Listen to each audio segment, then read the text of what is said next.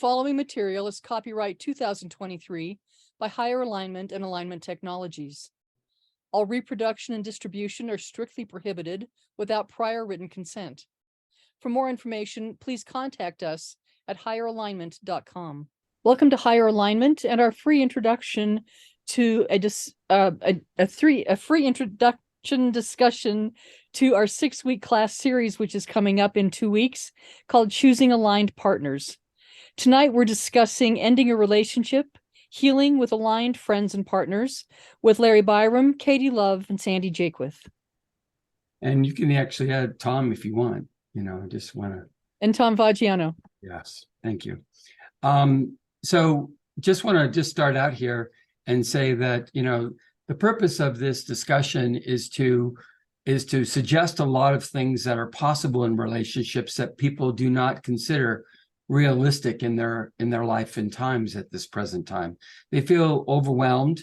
They feel compromised in both their energy, their timing, and their sense of internal space.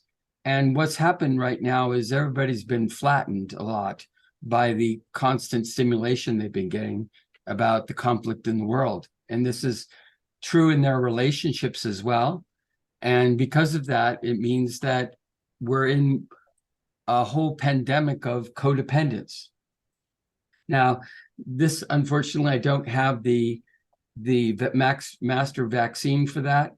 There's no vaccine for codependence yet, but I can tell you what the elements of codependence are. And I can tell you that the real problem is that when we end up defining ourselves in terms of a partner, we're giving ourselves away. And the more we relax into the comfort of believing our partner will take care of us, the more traumatic it is when we break up the relationship. Each time we go through this, we have greater wounds and less trust. And so what ends up with people is they just don't want to do it anymore. They don't want to take the risk of being hurt again. And so our discussion here is pointing out how bad this is in our society, that we're reaching a place where people do not even want to look for partners anymore. And we have to address that and talk about the value of having partners that are more critically aligned. They are people that will uplift you, support you, and be there in a way that your current partners won't. Why? Because you're not basing or choosing these people based on your needs. You're choosing them based on a creative contribution you can make that's bigger than both of you. And that you're aligned enough to make that contribution so things come into you from the universe and you get support from the universe. That's fundamentally different than the codependent relationships we have today. So with that in mind, let's start off. Sandy? Conflict with bad partners. Recalibrating to creative alignment. Most unconscious individuals choose partners based on excitement, intensity, and anxiety. This allows us to choose partners who need us more than we need them. It creates entangled relationships where we judge others based on their outer beauty or handsomeness, their outer certainty and sense of security, or their capacity to be submissive and/or responsive to partner fantasies. The problem is these outer personality characteristics end up being cute and familiar initially, but then degrade into irritation, power struggles, and the need to prove we know more than our partner. What we need to change is not to seek outer stimulation at the cost of inner harmony. This requires us to recalibrate to people on a creative basis, and not to how they fit our solitary, dualistic, temporary attractions. Creativity is affirmed by how an individual holds space and contributes. So I just want to kind of summarize this by saying that the whole society has been repressed creatively. We don't trust ourselves in our authentic nature. We don't trust our creative impulses, our values, or our virtues, which are part of our internal design. Each person has their own characteristics. I can explain to you what each one of your characteristics are to any person I meet. Why? Because I can calibrate to their creative energies, and I know because of their creative energies, they're their virtues. I know what their values are. I know what their creative impulses are. But the problem is, a lot of times they don't know. If they don't know who they are, then how are they going to show up?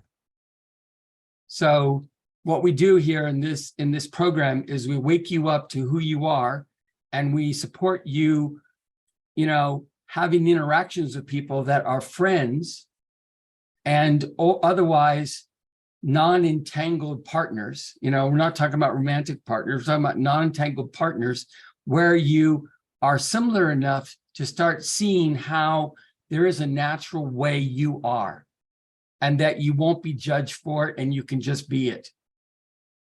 Otherwise, we're caught in our personality program of, survival and success, where we keep judging ourselves. We keep assuming that we have to compete. We keep believing that if we don't prove how much we can do for our partner, they'll leave us because we have to get our partner to produce their needs, our needs for us, then we need to give them what they need. And that exchange compromises who we are. So it's an endless cycle, a really poor situation. Katie is my co-leader in this class. Can you talk about the people here? Yeah, so we're going to be showing a number of photos on the slides. Some of them will be aligned relationships and others not. And this is an example of an unaligned relationship. The woman is a visionary and the man is an inventor. And you can see there's some good girl going on in her and some bad boy going on in him.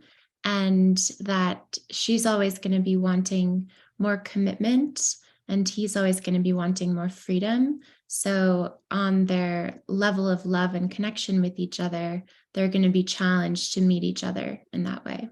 Yeah, because his whole desire for change is completely different than her need for growth. She's trying to go in a single path. He's trying to go on multiple paths. And that's going to create a lot of confusion. So here's the thing. If you look at them, this is a prototype of what we see in our society.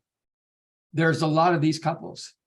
And the chances of being successful with this partner over 20 years is probably less than 11%. 11%. So, and most people are gone in approximately 3 to 7 months, because the bloom comes off the rose pretty soon. But some people have less options and they get more committed to the possibility just because the partner's there to trying to make it work. And so we get caught in relationships where we keep getting in deeper and deeper and we don't see a way out. Anybody know what I'm talking about? Okay. So one thing here, Sandy, you want to complete the slide then? Sure. Creative alignment means choosing people who are similar to you. Start with friends who are similar and heal with people who see you. There are 6 compatibility factors that are critical in choosing great partners. Yeah, those 6 compatibility factors we call our primary creative expression, the worldview, the same defense, the same creative the same communication process, the same decision-making process, and the same pacing. Those are the most fundamental of our connections. And together they make up about, I would say about between 55 and 60% of our score. And if I was scaling in our scale of 1 to 100, they make up about 65% of our score. If we have more than 50 points compatibility, we have a much easier time of making the relationship work. If we have less than 50, we're always working uphill to be more conscious and to bring more awareness to the situation, because we have to accept ourselves more and our partner has to accept themselves more to be effective in choosing each other, to be good partners to each other. And so, we've proven this now over 30 years. And we have hundreds of couples in each category. And when they do what we suggest, they have long-lasting relationships, some now more than 20 years. So, you know, it's like a situation where we're just addicted to the wrong things, and we go for the most difficult relationships that are going to give us the most outer juice. But unfortunately, they're going to crash and burn almost all the time. Does that make sense? Okay, we'll talk about this more as we go. But Hey, Larry, can you define or give an example of outer juice? yes, excitement, intensity, anxiety are all things that we use to manipulate, control, or manage our partner. We cultivate certain things in our partner so they'll need us. You know, we act on them in certain ways that will create these experiences in them. So we're just increasing our addictive potency with each other. That's the juice I'm talking about. Does that make sense? Yeah, got it. Thank you. Okay. It's taken me a little time to go back to Cindy, okay? I'll work on that. So, other questions? Yeah, Larry. Yeah. So yeah. So I had dated somebody a number of years ago who had a lot of if we went by the formula, we had a lot of high points with compatibility factors. And it was the biggest crap show of a relationship that I'd ever had. If not, well, you know, it was really bad. It was extremely codependent. So I just wanted to say that I don't know if this is like an absolute winning formula, but I think Well, I'll tell you what it is that was the problem, okay? There are three things that can sabotage the formula: conditioning, defenses, and idealization. If you have those three things going against you, you can sabotage even the best formula. So I don't talk about those as the big thing, but they are a downside, you know, because I don't want you to be choosing people that are compromised in that way. So an example would be, let's say that the person was very distant. Would you agree that they were? I think she had a distant background. Yeah. Yeah. And let's say that the person had a lot of self-objectification. Yes. Exactly. And Yeah. let's say that that person had a belief that she had to prove herself, and she was stubborn and she wasn't willing to be open or vulnerable. True. Okay. And let's say that that same person is idolizing the fact that her partner was going to save her, but wasn't giving that partner any support to do so. True. Yeah. See, that would be the way to crapshoot, to make sure that nothing worked, because it would keep pulling you back to the person is the problem, and you need the partner to save them. You see my point? Yeah. Now, if you have that going on, that's like super glue, you know, it clogs up everything, and it doesn't let anything go. And so nothing can move and flow, and nothing can grow, and nothing can change. See, what we're looking for is greater spontaneity, greater flexibility, greater vulnerability, because you're learning together and you're not judging each other and you're not competing with each other. If that is, then it becomes an evolutionary learning, mutual learning process. That's what we want. Okay. Thank you. Yeah. By the way, all those things are incredibly easy to predict if we just look at a picture.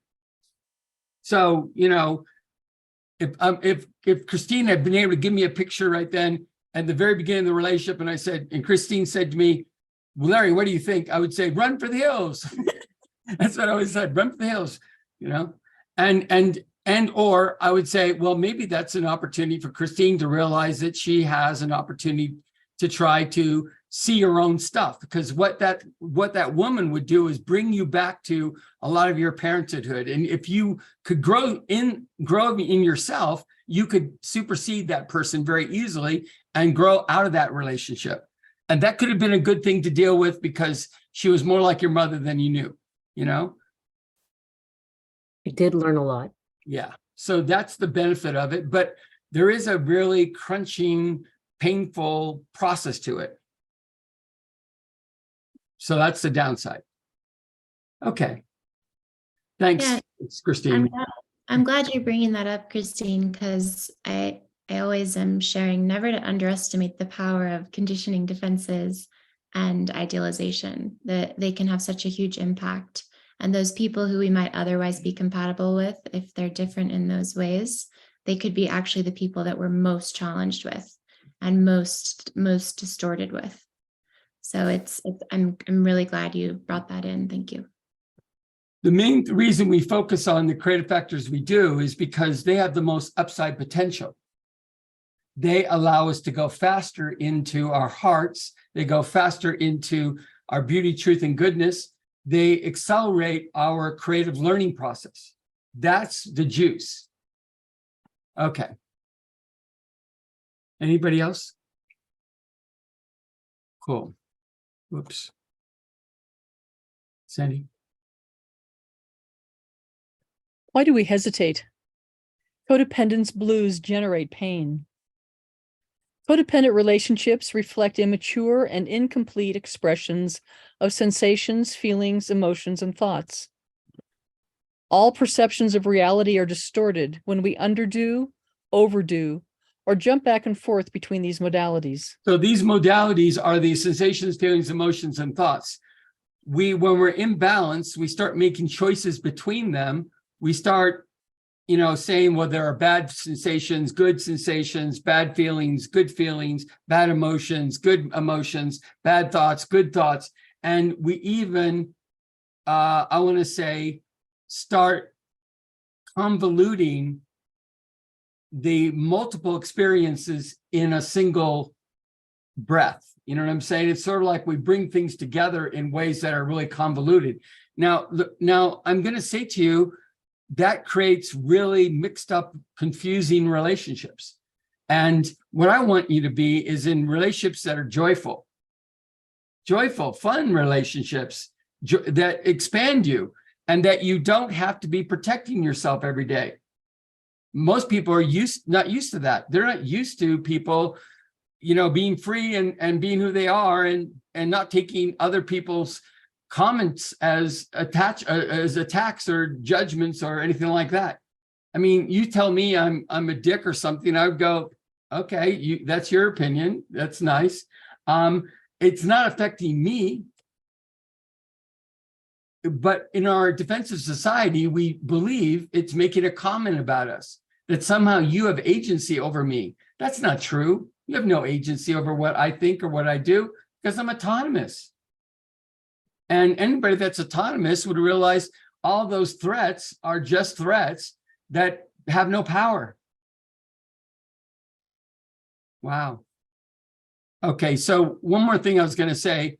The hesitation is what I get to. There are a lot of people that are really caught up in, oh, I don't want to go there because it's hurt, it's difficult, it challenges me in a lot of ways. And why do I want to do that at the end of my life? Or why do I want to do it when I have all these other things I like doing?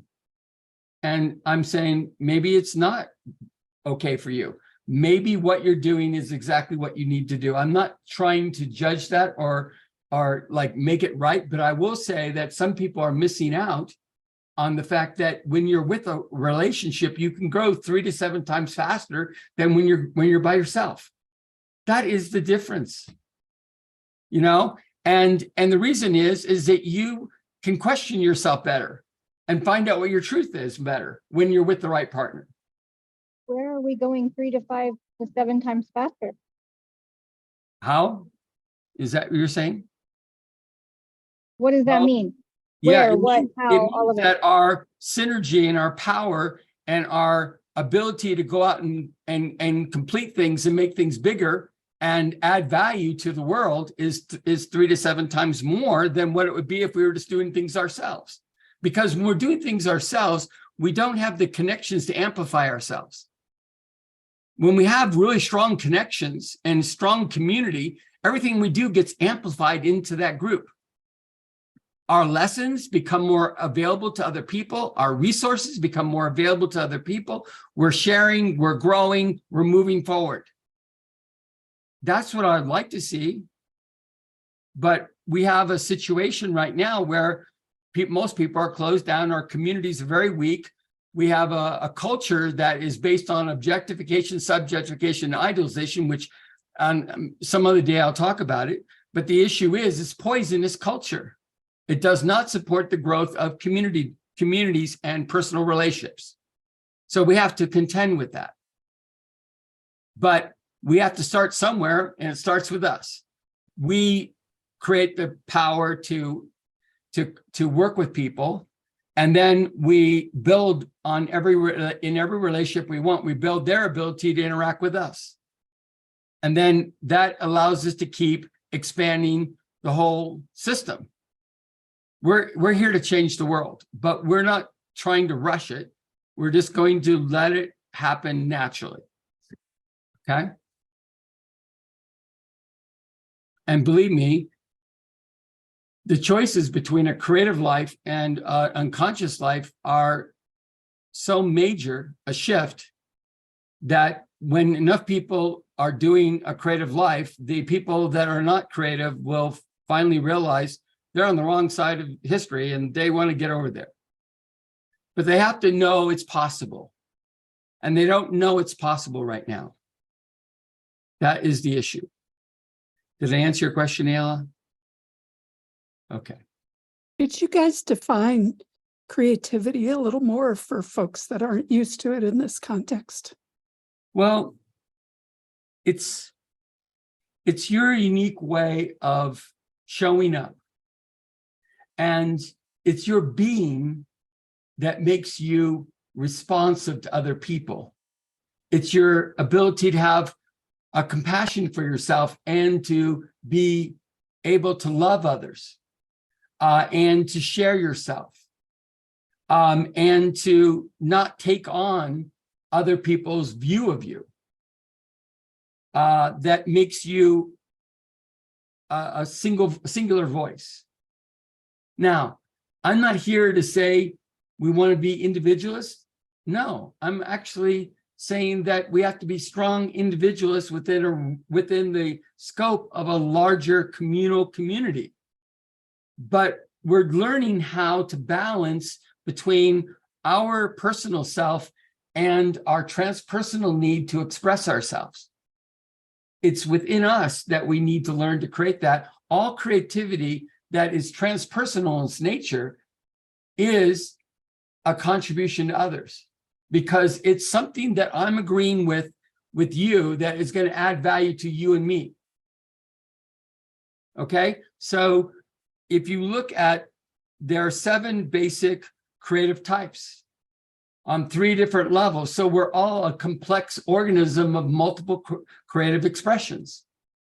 We all have different virtues, values, and impulses. All of those things are mostly repressed by our defenses. And the more defensive you are, the less you even know you have those powers. And so our creative gifts become the unknown lost gifts. You know, they become the things that are fantasies to some people, because, I never found that. Well, it's because you've denied your life, light, and love energies within yourself that you don't know who you are as a creative being.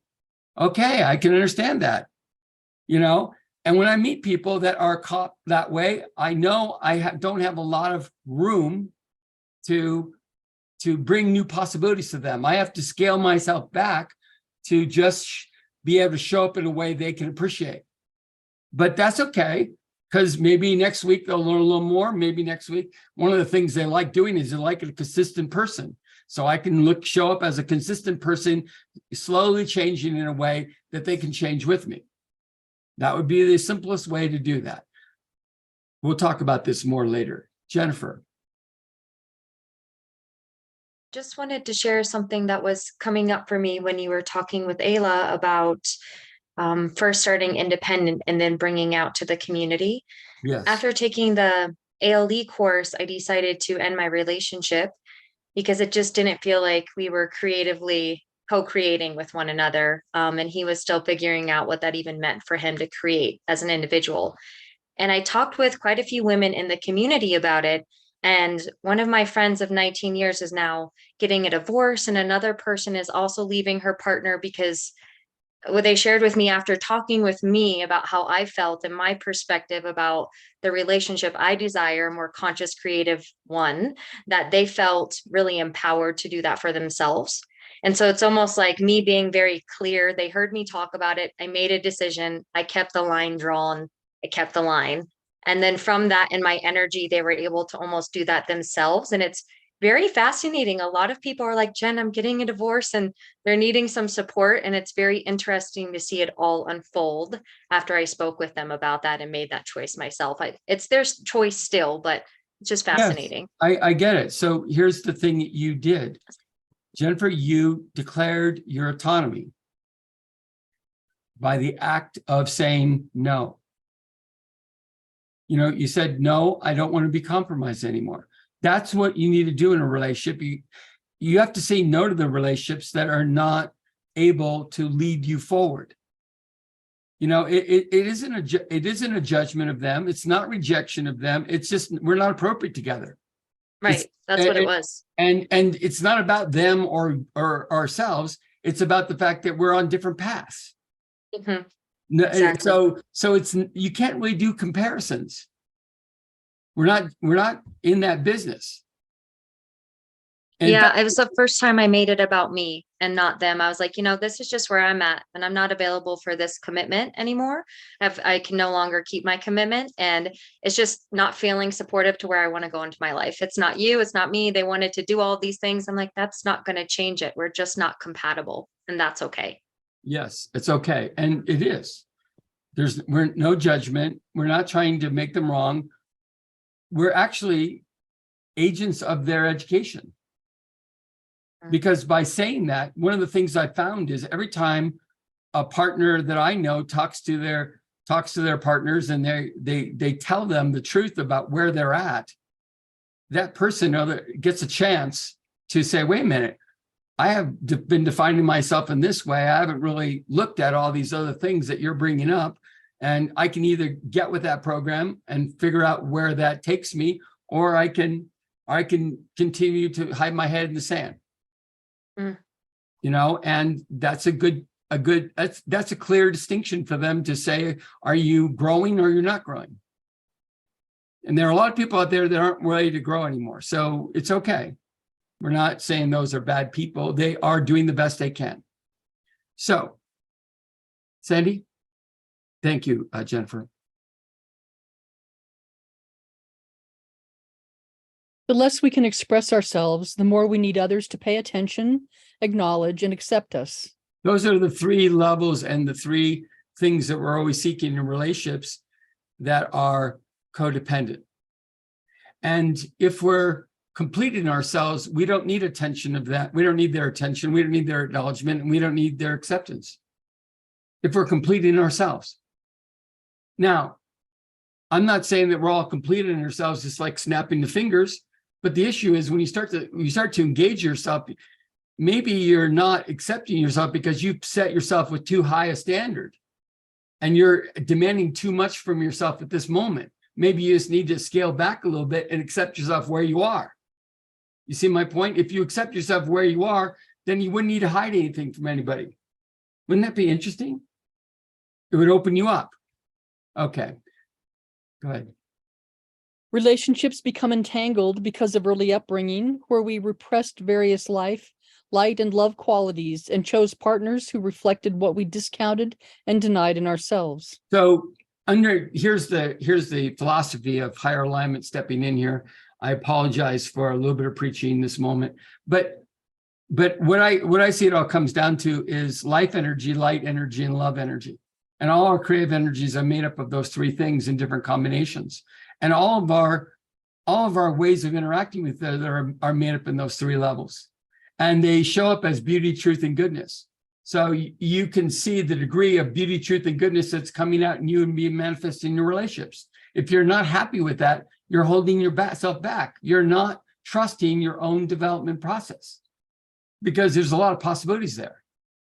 Or you're accepting society's view, which is looking at you as half a person. Society looks at you as half a person. Oh, we like to look at people on the outer level, but we don't accept their inner beauty. Now, don't accept their inner beauty. Only look at their outer beauty.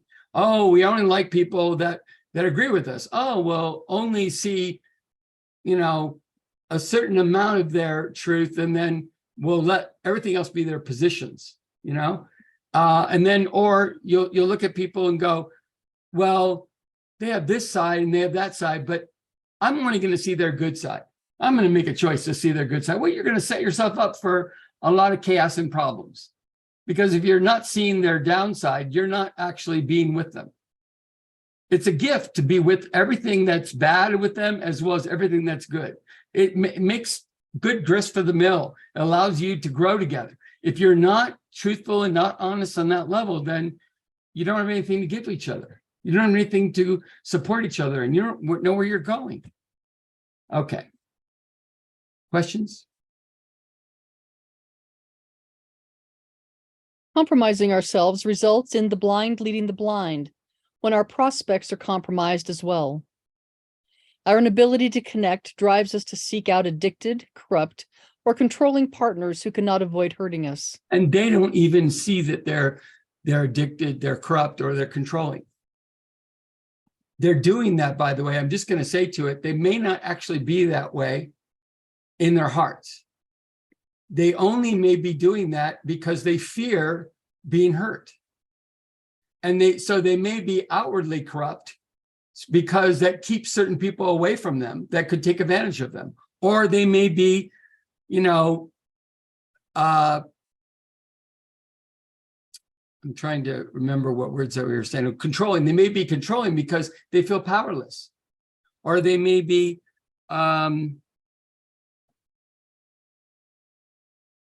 addicted.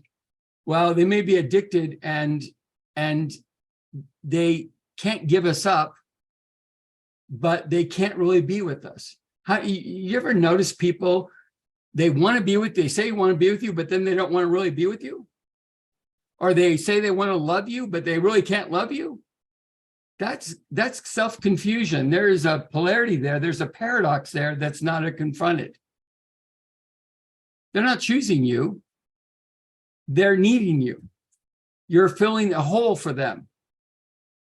You're allowing them to think that they are needed by you, so that you will be able to count on them. That's codependence. Okay. The more we are defined by our partners, the more scary it is to follow an autonomous and intimate path we do not trust. And by the way, I don't want to be a broken record, but the trust issue is the most foundational of any relationship. If you don't have trust, you can't have creativity, you can't have love, you can't have intimacy, you can't have autonomy. It ripples through the whole system. Okay. Instead of polarizing around masculine and feminine differences, see yourself as both. The first blindness we have is that we think of ourselves as male or female, and yet that's only a small part of our identity. Now, I'm going to say that to you. If you're looking at your gender identity for who you are, that's a terrible idea. Why do I say that? Because we're composed of identities on different levels.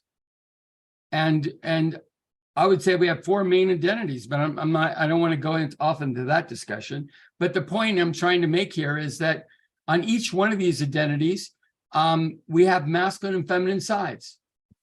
And some of us are stronger masculine and yet we're women, or we have some are more feminine and they're men. So these are untraditional ways of looking at relationships, but they're actually helpful if we start seeing the wholeness of us on all the levels. Why? Because then we could start calibrating to each other in real ways, and we could start talking about real things. Okay. So if we're not whole in that way, is it possible to choose good partners? It's harder because we're looking for opposites, and to compensate for our fear of lack of security. So we look for differences, because if they cover one side, we cover the other, then together we must be whole. That's the false illusion of the codependence, and it's a disaster. It always leads to competition, and always leads to polarization, and eventually to contempt. 1, 2, 3. Well, it also makes it hard to leave a relationship if you believe that by losing the other person, you're no longer a whole person. Yes, but and when people suck it up and they resent the situation and they resent themselves, they cut themselves off and they insulate, separate, and isolate from the other partner they're with. So it's self-perpetuating, I want to say, isolation and independence that doesn't go anywhere, because you're not working with the partner you're with. You're just basically doing roles, doing duties. You know, we each have different set of duties. You don't even work together. In most relationships, you don't even have people working together. They don't even see themselves as a team. That tells you how bad it is. Okay. Sometimes I think that's why people have children, so they can try to struggle out of that and try to find some sense of team in between them. You know, but that's a really poor choice or reason to have children. But that's, again, the circumstances. It sort of gives people a mutual goal, right? Yes. Sort of, Yes. until you disagree. Yes. Codependent relationships are intense and competitive because of endless cross comparisons. Boredom, irritation, contempt, arguments, clinging, enmeshment. We do not wish to repeat any merging with partners, only to be ripped apart when they leave. So the big issue is, you know, therapists will tell you, and this is common knowledge, every year you're with a partner, you have to do a month of processing the grief of the end of the relationship end. So if you had 20 years of codependence, that's 20 months of recovery. You hear what I'm saying there? That's a lot of work to get back. And then you have to start over. Now, in a co-creative relationship, if a relationship isn't working, it's mutually understood. There's no need to explain it to each other. You've already talked about it enough to fill up a glossary. So you know what? Guess what? You just say, wait a minute, we're not really doing well together. Let's choose a different partner. Okay, we can move on. Now, I want to say to you that there's a lot of investment made in partners when you're co-creative that would prevent that from happening. Just want to let you know, it's rare when people walk away, but there's good reasons for it sometimes, life-changing circumstances, other issues, but they are able to walk away. And if they walk away, guess what? They're both taking the skills that they learn in that relationship to the next relationship. And so can they get in another cool relationship faster than light speed? You know, they don't have any delays. I see them with even a better partner in 2 or 3 months' time. That tells you, because they see themselves in a positive way and they know what they're capable of. And so they know what they're looking for. And it's easy then. We're not used to looking for people that are like us. We're basically blind to those people. I had people come up to me and say, well, I'm looking for the right partner. I said, yeah, standing right next to me. This is the right partner, right here, right here, right here. And they're looking around, where? They can't even see the person. They're 2 feet away. They can't even see it and say, I'll introduce you. And I introduce them. Then they're like flustered and like, oh my gosh, you know, you're right. I don't know what to do with this person. I said, you got to get used to it, because this is who you are. You know, this is what you are made for. Why don't you just get over it and get on with it? So, you know, but that is the personality fears that we have. always looking around the people that would be the best for us. We avoid them like the plague. So maybe Larry, that is the pandemic coming back to us, like you can't see any of the right people. Yes, that's what the cause of it is. Yeah. Go ahead. Question. Cindy. Yeah, I think when you were talking about like going on to seeing the compatible partner, Yeah. I think there's a period when I was looking at that it was just really uncomfortable, even though I knew I was moving forward, loving myself more, and being able to see more compatible partners or friends or business associates.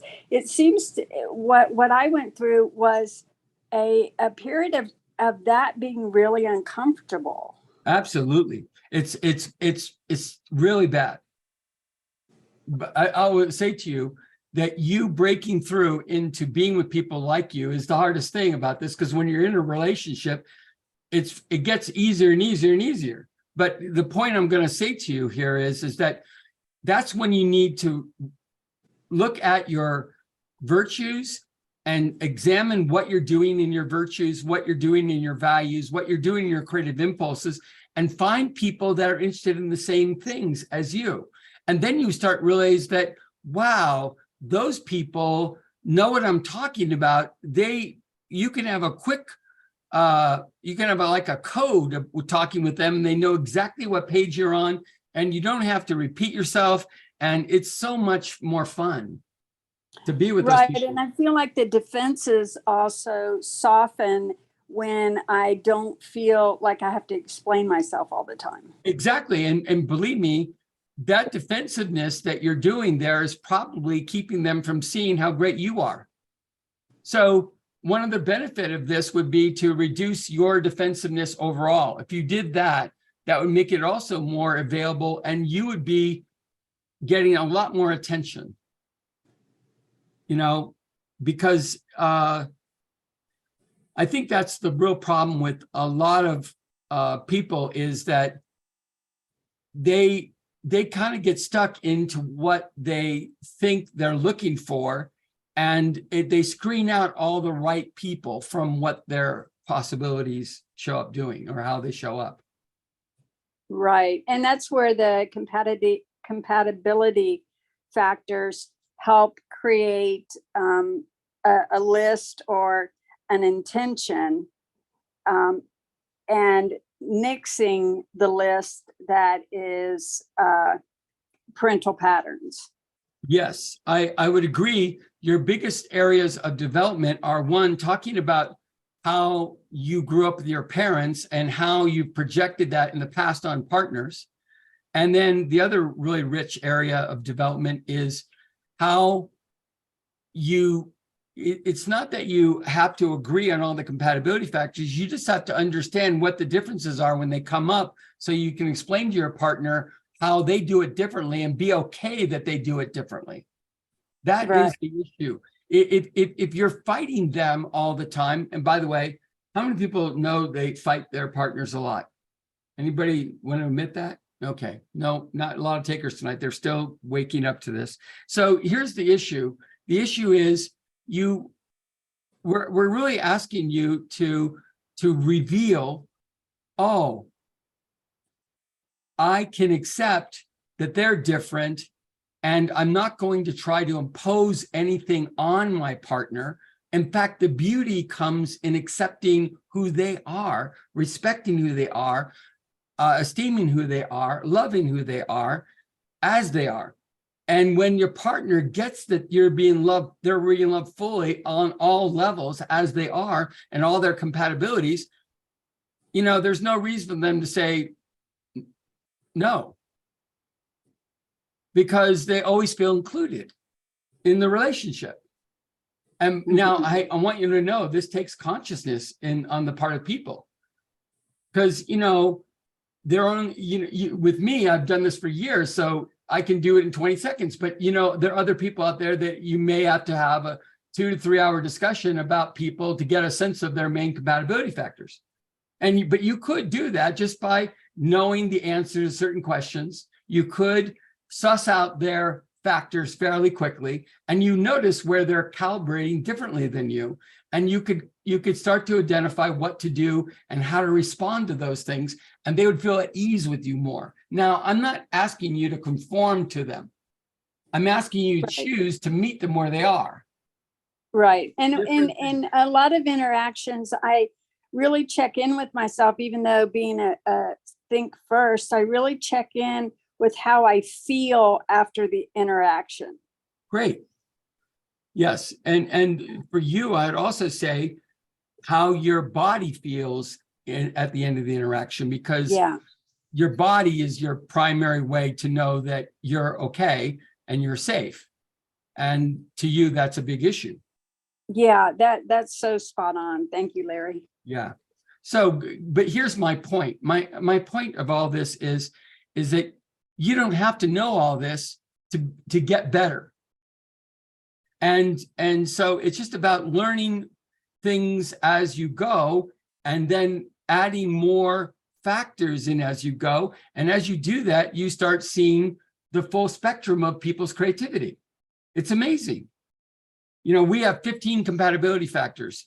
Well, a little bit more if you got into esoteric things, but you know, the issue here is that it describes 95% of all the human behavior.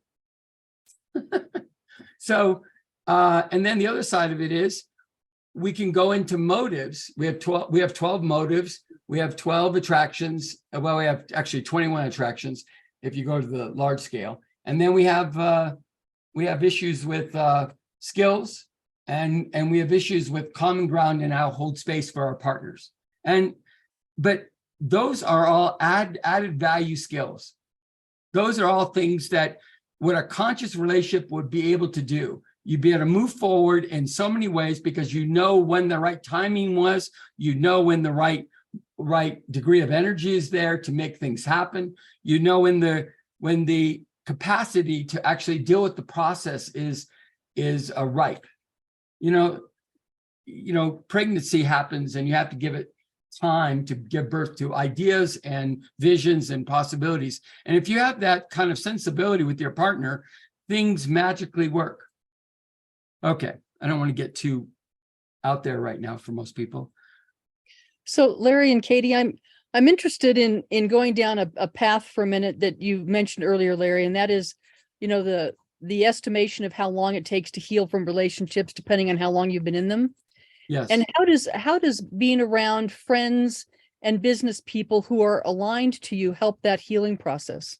Well, first of all, your parental patterns show up in two ways. One, your choices in partners.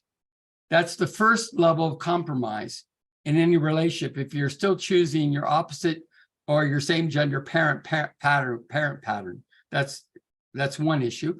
And then guess where it shows up with you? Bosses and your subordinates. So you automatically choose people that are familiar to you in those positions. You see my point? And if they're familiar to you, they fit your parent patterns. And any person that's familiar immediately to, they are your parents. So one way people deal with that is they go out and learn about that. You know, they do it the hard way, and they get slapped around and beat up, and you know, it's traumatic.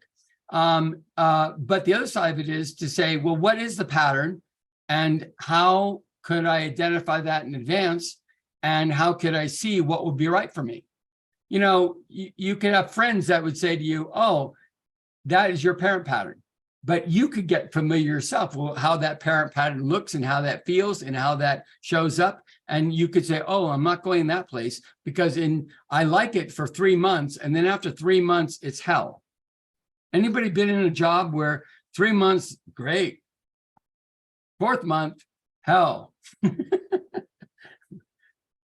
Okay. I'm interested to hear how Katie approaches that idea of healing, because I know that's an important aspect of relationships for her. Yeah, so when we're with aligned friends and partners, after being in more challenged, conflicted relationships, we are immediately more seen, more loved, more felt by those aligned friends and partners. And so there's an internal validation process that happens for us in showing up more in our creative nature. So there's a natural healing process that occurs in that. And when it's coming out of a relationship that was more conflicted, there's like a great sense of relief in that, because in those conflicted relationships, we're constantly experiencing not being seen and not being felt and not being understood. And so that contrast creates even more potential for expansion into our creative nature. Great, thanks. Mm-hmm. Okay. So where are we here? We're done? We're done here.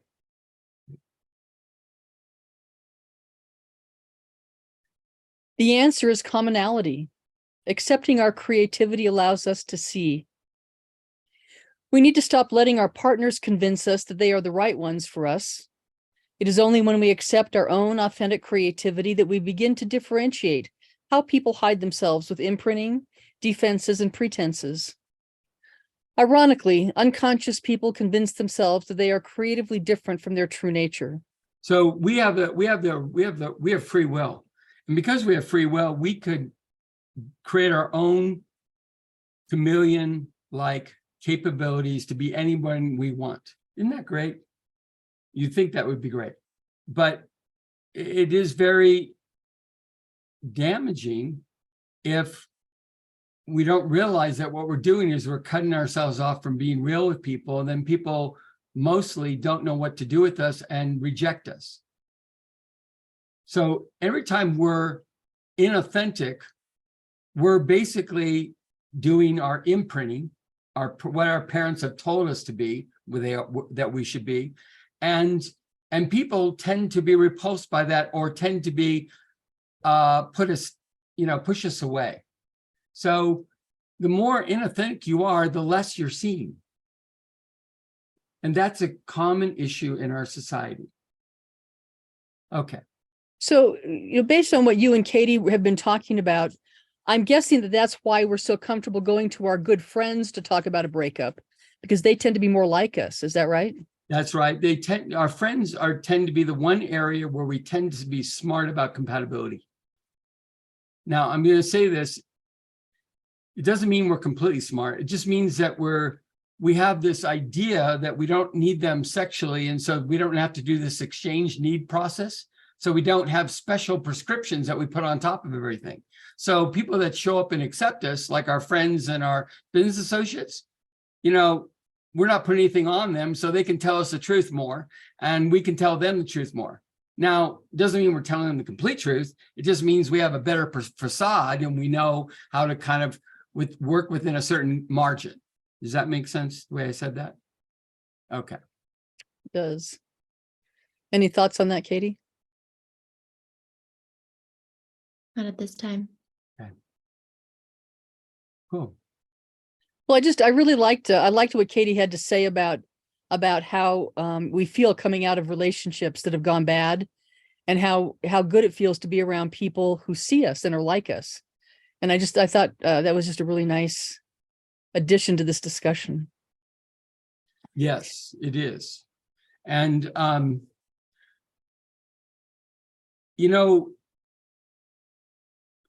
when we're not looking for acknowledgement or attention and acceptance, but other people break through that with a comment that is right on point for what we're working on and how we're trying to express ourselves, we're surprised. We're surprised that they got us. We're surprised that they know us that well. You see my point?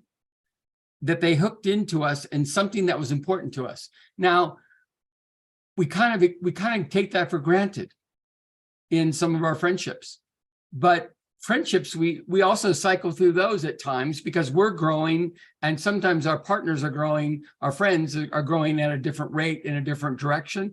And so we keep cycling through those, and we keep having to rebuild networks on that level. And that's a good thing, because it tells you that we are moving, we are evolving. So I want you to be able to continue to do that. Okay. Ironically, unconscious people convince themselves that they are creatively different from their true nature. Instead, we need to be anchored in the truth of our own experience to see through the lies and deceptions of others. Fortunately, this is easy when we creatively accept ourselves. It is also possible to see the creative differences and similarities in others after we have calibrated to our own creative joy. So if we really love who we are, then we can see others in different ways than us and still accept them, because we have an abundance in our own creative nature. But if we're not fulfilled in ourselves, if we're not loving ourselves, if we're not valuing our creativity, well, we can't actually value anybody else's creativity. In fact, we look at them as threats, as competitors, as, you know, actors and performers and dreamers, and they're all at different places. And, you know, mostly we could do is to try to impact them in some way. Well, that's kind of messy. Okay. What this reveals is that simple, common, and united purposes lead to the most revealing, in-depth conversations. Yeah, so I'm going to say right there that if we're aligned in our compatibility factors, we have a much higher chance of being aligned in our life purpose. And if they don't have an aligned life purpose, it could be a complementary life purpose, which should also be good. And even if they don't have that, we would be able to support each other in doing it, which would be the third level of it. So there's a lot of value in just being with people that are our same energy. Okay. Ayla? Harry, when you're saying life purpose, are you talking about goal? What do you mean life purpose? Life purpose is everybody has a reason to come to the planet. Everybody has a distinct competitive contribution to make. Maybe I shouldn't say competitive. I should maybe probably say cooperative value to contribute. And it's very, very highly developed, because if you look at what our design is, I mean, look at the intricacy of each human being. There are 343 unique combinations of beings. 343. And in that, there are multiple levels of actualization. And in that, there are different levels of worldview. My gosh, that's the universe.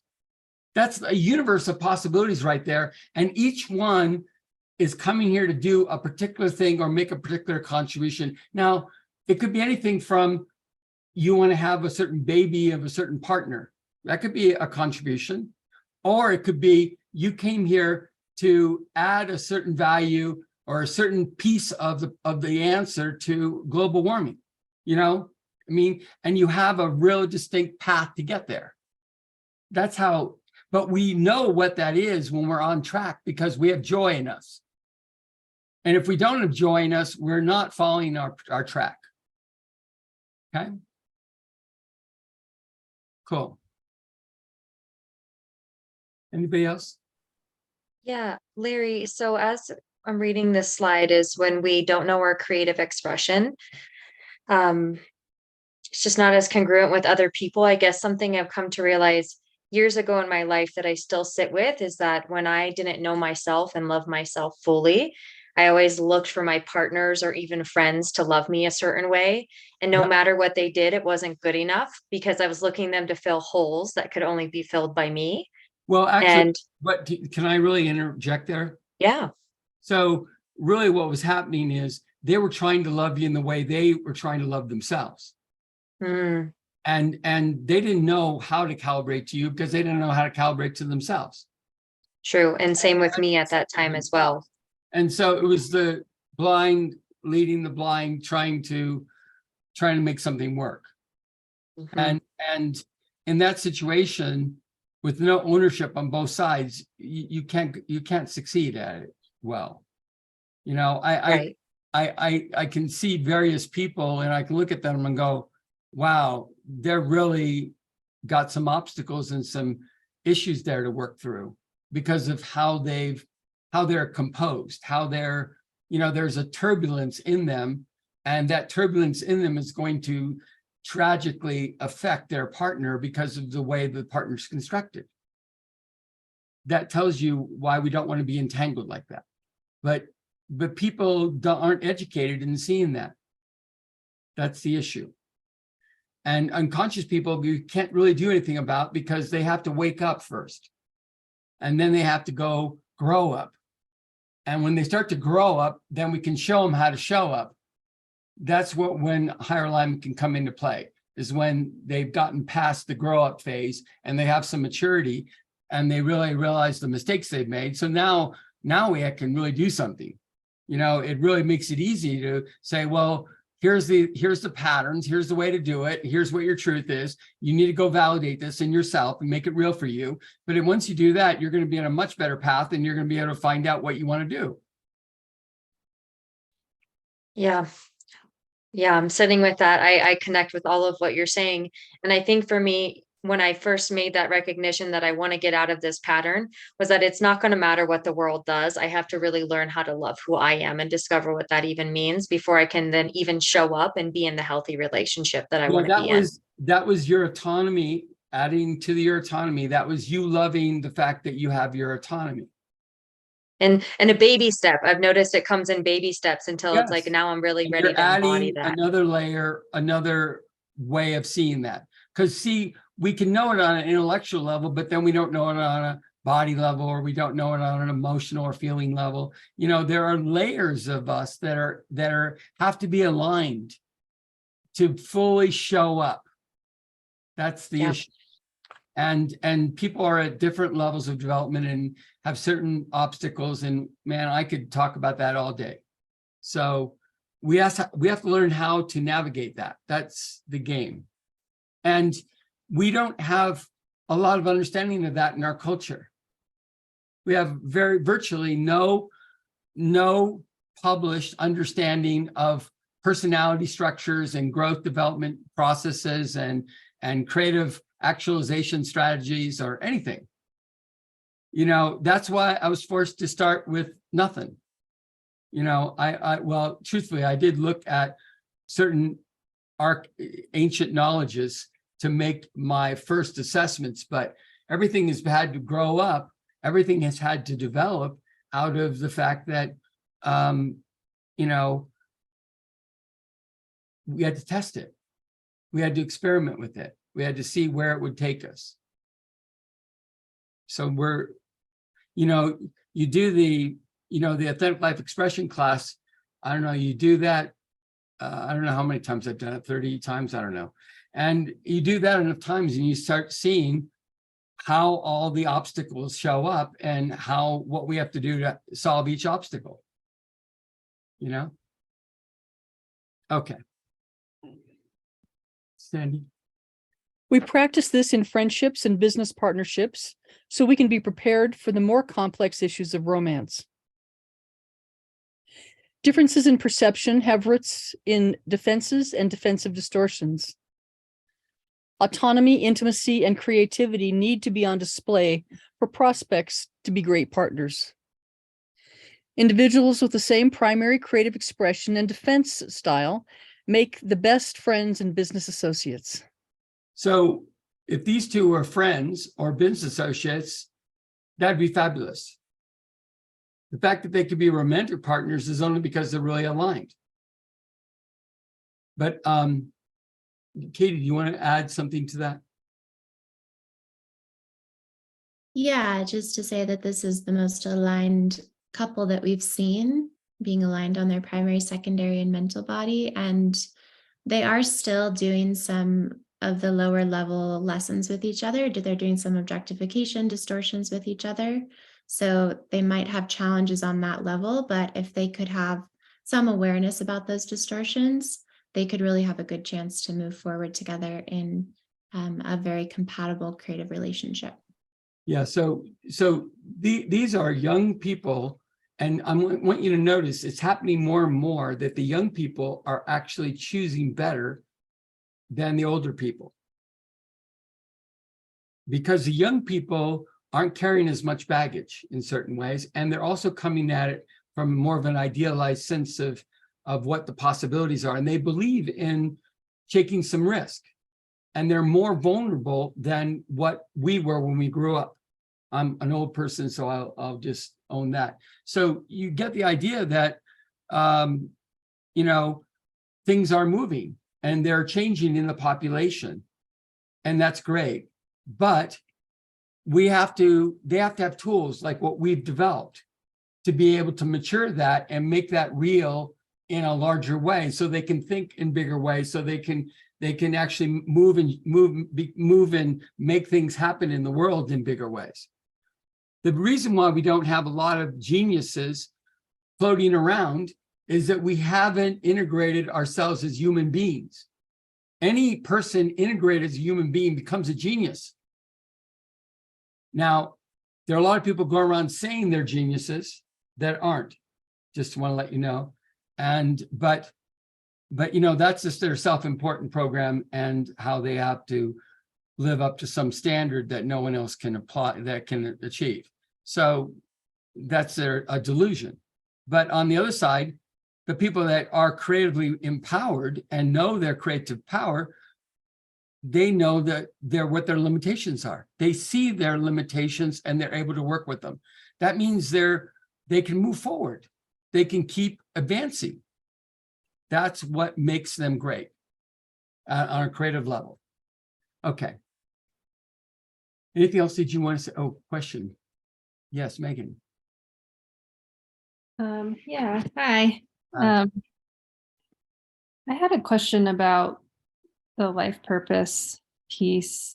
I am noticing that I'm having a pattern of like being very drawn to people who are highly developed in their purpose, and that feels aligned with a higher purpose of mine, but then they're not they don't have a lot of interest in the relationality.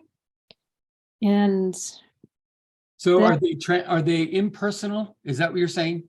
yeah, they're just like more interested on their creative path, but not in creating connection together. Right, because they're not used to the co-creative part. Right. That's the issue.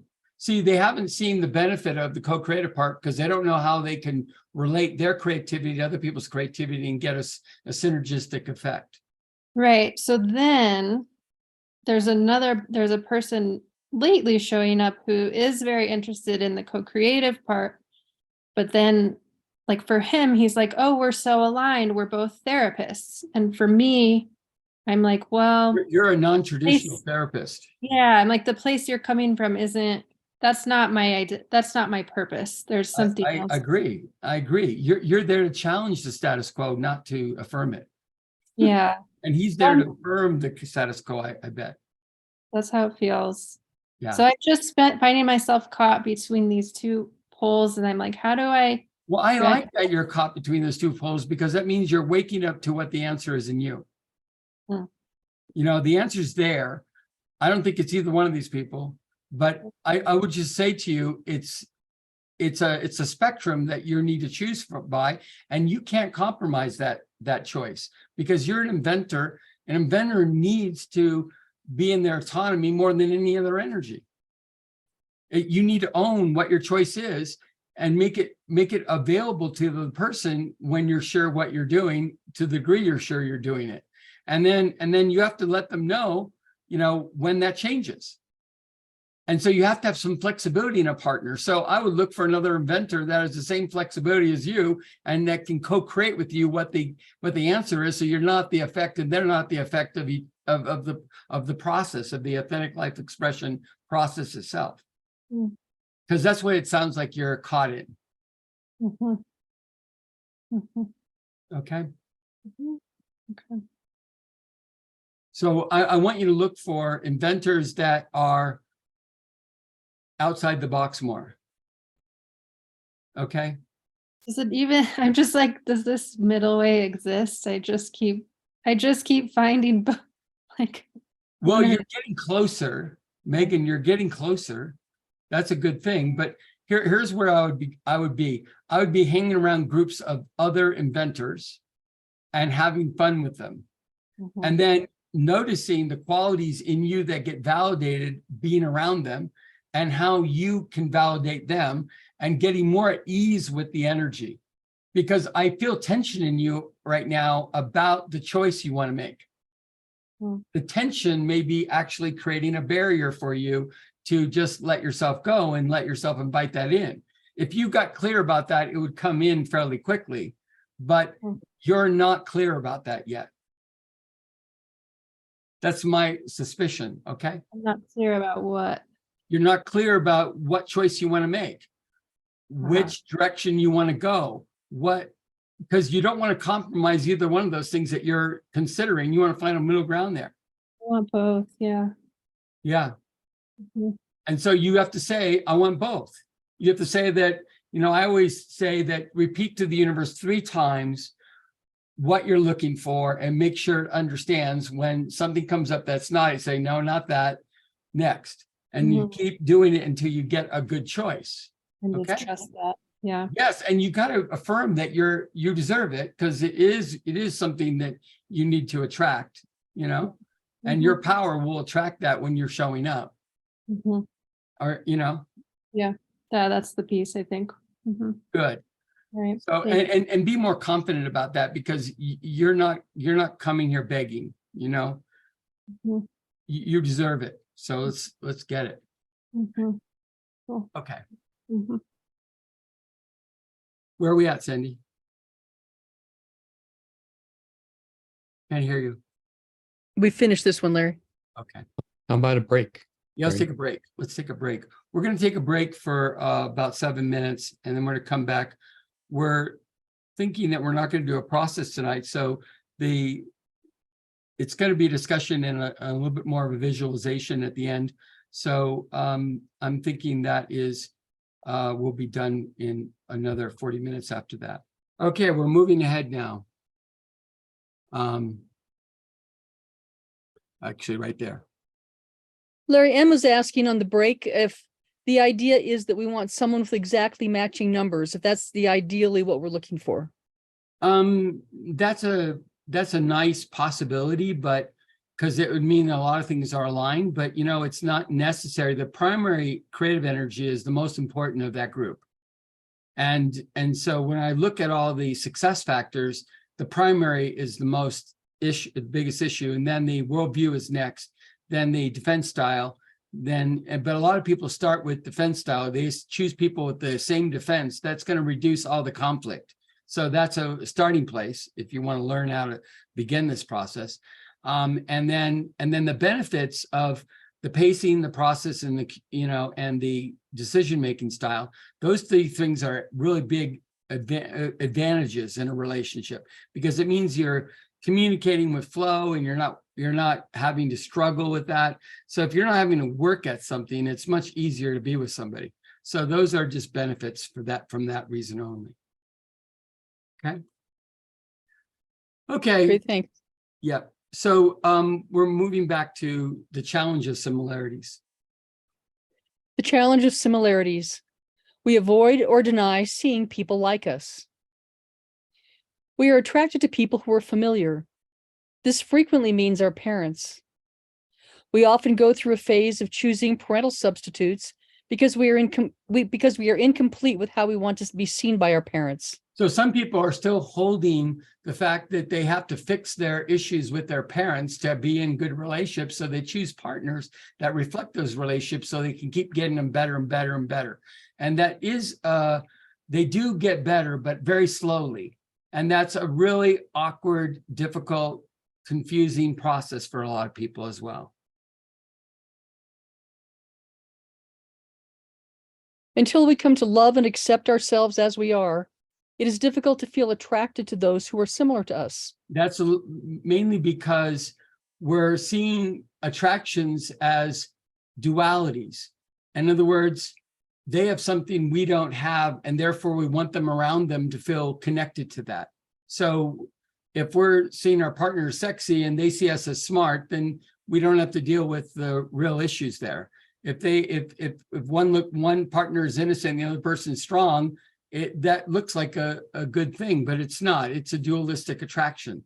If one person is accepting and the other person is highly self-focused and a little bad boy or bad girl, then that looks like it's very attractive, but it's not. It just means that it's going to be a tormented relationship in the end.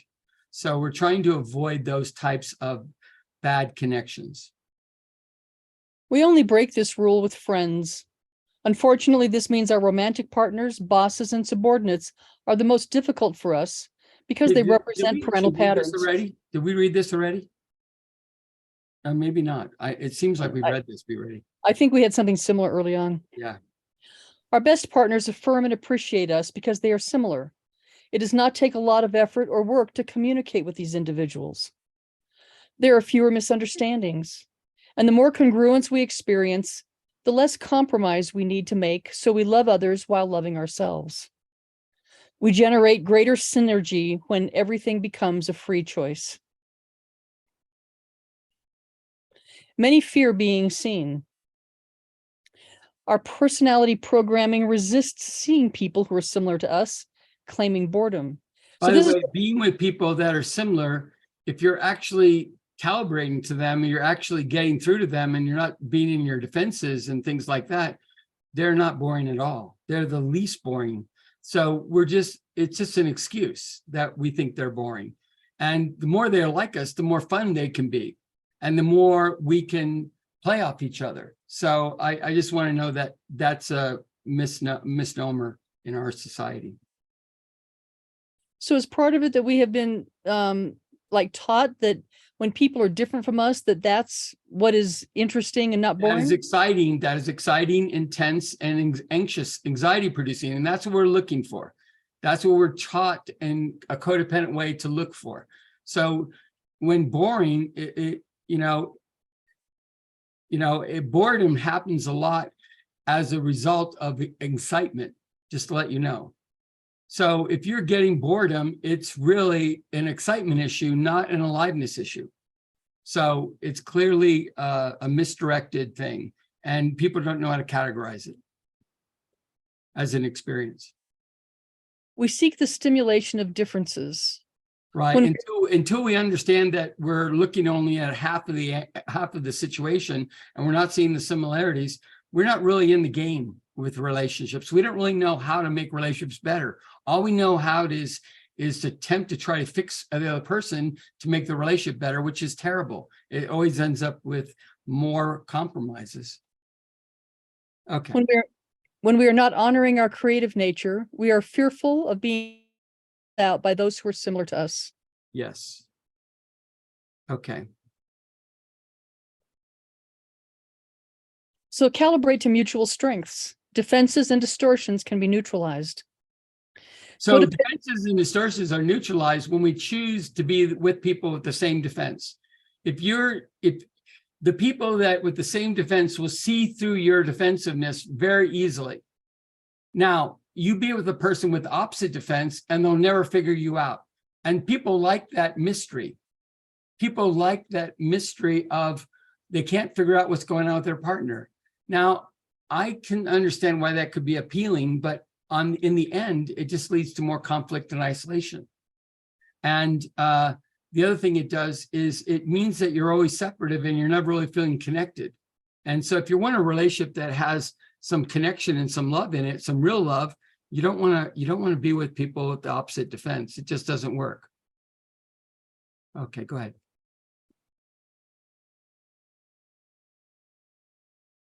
Codependent individuals amplify differences to maintain separation, isolation, and insulation practices.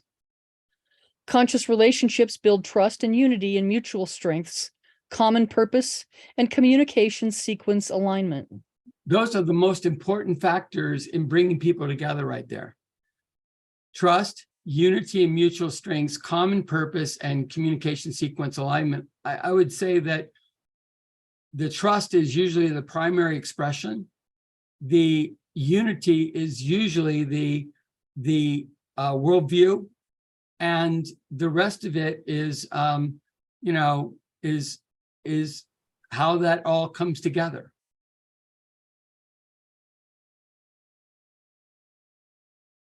It is a lack of disassociation, disengagement, and enmeshment with our partners that allows us to grow both individually and mutually without conflict.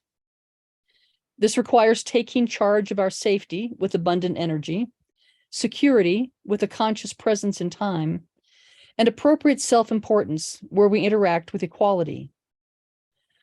For unconscious people, this is too much to process.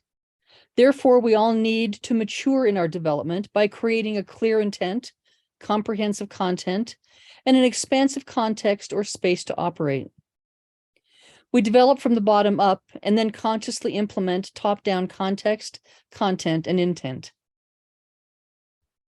Larry, Jennifer has a question. Jennifer, go ahead. Yeah, for some reason, when I was reading the enmeshment in this slide, what's coming up for me is that I became very enmeshed with partners in the past, even this recent relationship, in subtle ways by trying to be their own healer. So I'm curious if enmeshment happens more for certain primary energies than other primary energies, or does it have to do with the imprinting and other things we talked about as well? Yeah, if you look for enmeshment, it's compassionates, visionaries, inventors, and then so it's the feminine energies first. And Okay. then, so I just want to let you know that. So that's why you're doing that. But the other side of it is you're confusing roles. So what I want you to do is not, if you're a partner, a romantic partner, you don't want to be their healer, their teacher. You want to be an equal expression with them. And if you have too many roles or you're doing too many things to try to help them, even if you're a visionary, it's not helpful. It's counterproductive because the person gets confused what role you're speaking from, and they can't separate out what you're saying from, how it's going to have an impact on them, and then how that's going to have an impact on the person that is telling them this when you don't do it. It's going to create a reverb effect. Does that make sense when I say that? Yeah, it's still landing. What's coming up for me is that the person I was with did not know themselves creatively as a being at all. And so when I was speaking with them, naturally, as I do with any person, it was naturally becoming this I'm a healer teacher role while they're getting to know themselves role in my presence, because they weren't able to really meet me where they weren't able to really meet me. So then they just started to look at me as a teacher instinctually because they were not even knowing themselves yet. And so that got very tiring because I don't want to play all the roles. I just want to be in partnership. And then that's why I ended the relationship. Well, what you want to do is you want to say to them, you're not there being a caretaker. You're there to be a co-creator with them. And that means they have to be able to show up. And so you had to keep pushing them showing up and declaring what they want or what they need or where they're going. And you had to be facilitating that. And while holding a space that let go more and more and more, so they would have to show up more and more and more. That is the only way you're going to succeed at that. And that's a therapist role, by the way. So, right. I didn't want to do it anymore. And it was not supportive to my creativity. Terrible relationship possibility, just terrible. Okay, thank you. And also, I would say that they grow up idealizing you, and then you don't have the connection with them that you like. So it's a fiasco every direction. Absolutely. Yeah. Okay. Larry, Rhonda has something. Rhonda. Okay, now you can hear me. So you have a sentence here: conscious relationships build trust and unity. And going back to the slide, the last slide about connecting with people who are your same primary, I'm wondering if you connect with someone your same primary, but there's friction, there's internal friction, right? That's an indication that there's something in that person or in that connection that I'm not owning in myself. Let's make it about me, that I'm not owning in myself, correct? Yes, that's exactly right. So I mentioned just earlier that trust would be the stand-in for the primary. Okay. Right. And so what you're saying here is that your expression of your primary is not in sequence with their expression of their primary. It means that they have a different actualization level. Okay. Ah, A different okay. actualization level, you could have a different worldview as well. And that would further amplify the problem. Now, the other issue that you're probably struggling with as well is that, you know, you're there because you want to be in flow, creative flow with them, and they don't know probably how to be co-creative using their energy to meet your energy. They may not know how to make that bridge. And you would have to hold that bridge for them, because I know you know your energy. So the question is, you'd have to hold that bridge for them until they actually understood how to hold that bridge for themselves. Because otherwise, they wouldn't be able to work with you. You would find them consistently diverting, going off in all kinds of different directions whenever the possibility of some co-creative project together came up. That would be the giveaway. Okay. So yeah, that's helpful, because it's the, I don't want to idealize like, oh, I meet someone with my same primary and their problem solved. Like there's a lot of other things going on that Yes. that's a foundational opportunity. Yes. It's all about how well they're showing up in that expression versus how well you're showing up in that expression that causes most of the lack of connection between people with the same energy. Now, I want you to just get used to all kinds of people at different levels of connection. That's why I keep saying friends and all this other stuff. You don't have any attachments. You don't have any, you don't have to show up in a consistent way. You just have to show up and learn. And certain people have certain abilities to tune into aspects of themselves they could bring up. And that would be interesting to you and would support you, but they just may not be actually on the main avenue with you. You know, your main avenue and their main avenue are not the same main avenue. And that's because of the difference in actualization. Okay. And you'll notice that as people get more actualized, they embody their virtues more. And so you would know who you are much more than the other person in this situation, in that scenario. And that would be a little bit challenging for you unless you can invite them in and you know, make them feel comfortable and show up. Okay. Without falling into that enmeshment thing that Yes, Jennifer without was just talking about. caretaking and without like trying to fix them. Yeah. None of that. Okay. Thank you. Yeah. So are we finished with this writing, Sandy? We have just a little bit more. Okay. Therefore, we all need to mature in our development by creating a clear intent, comprehensive content, and an expansive context or space to operate. We develop from the bottom up and then consciously implement top down context, content, and intent.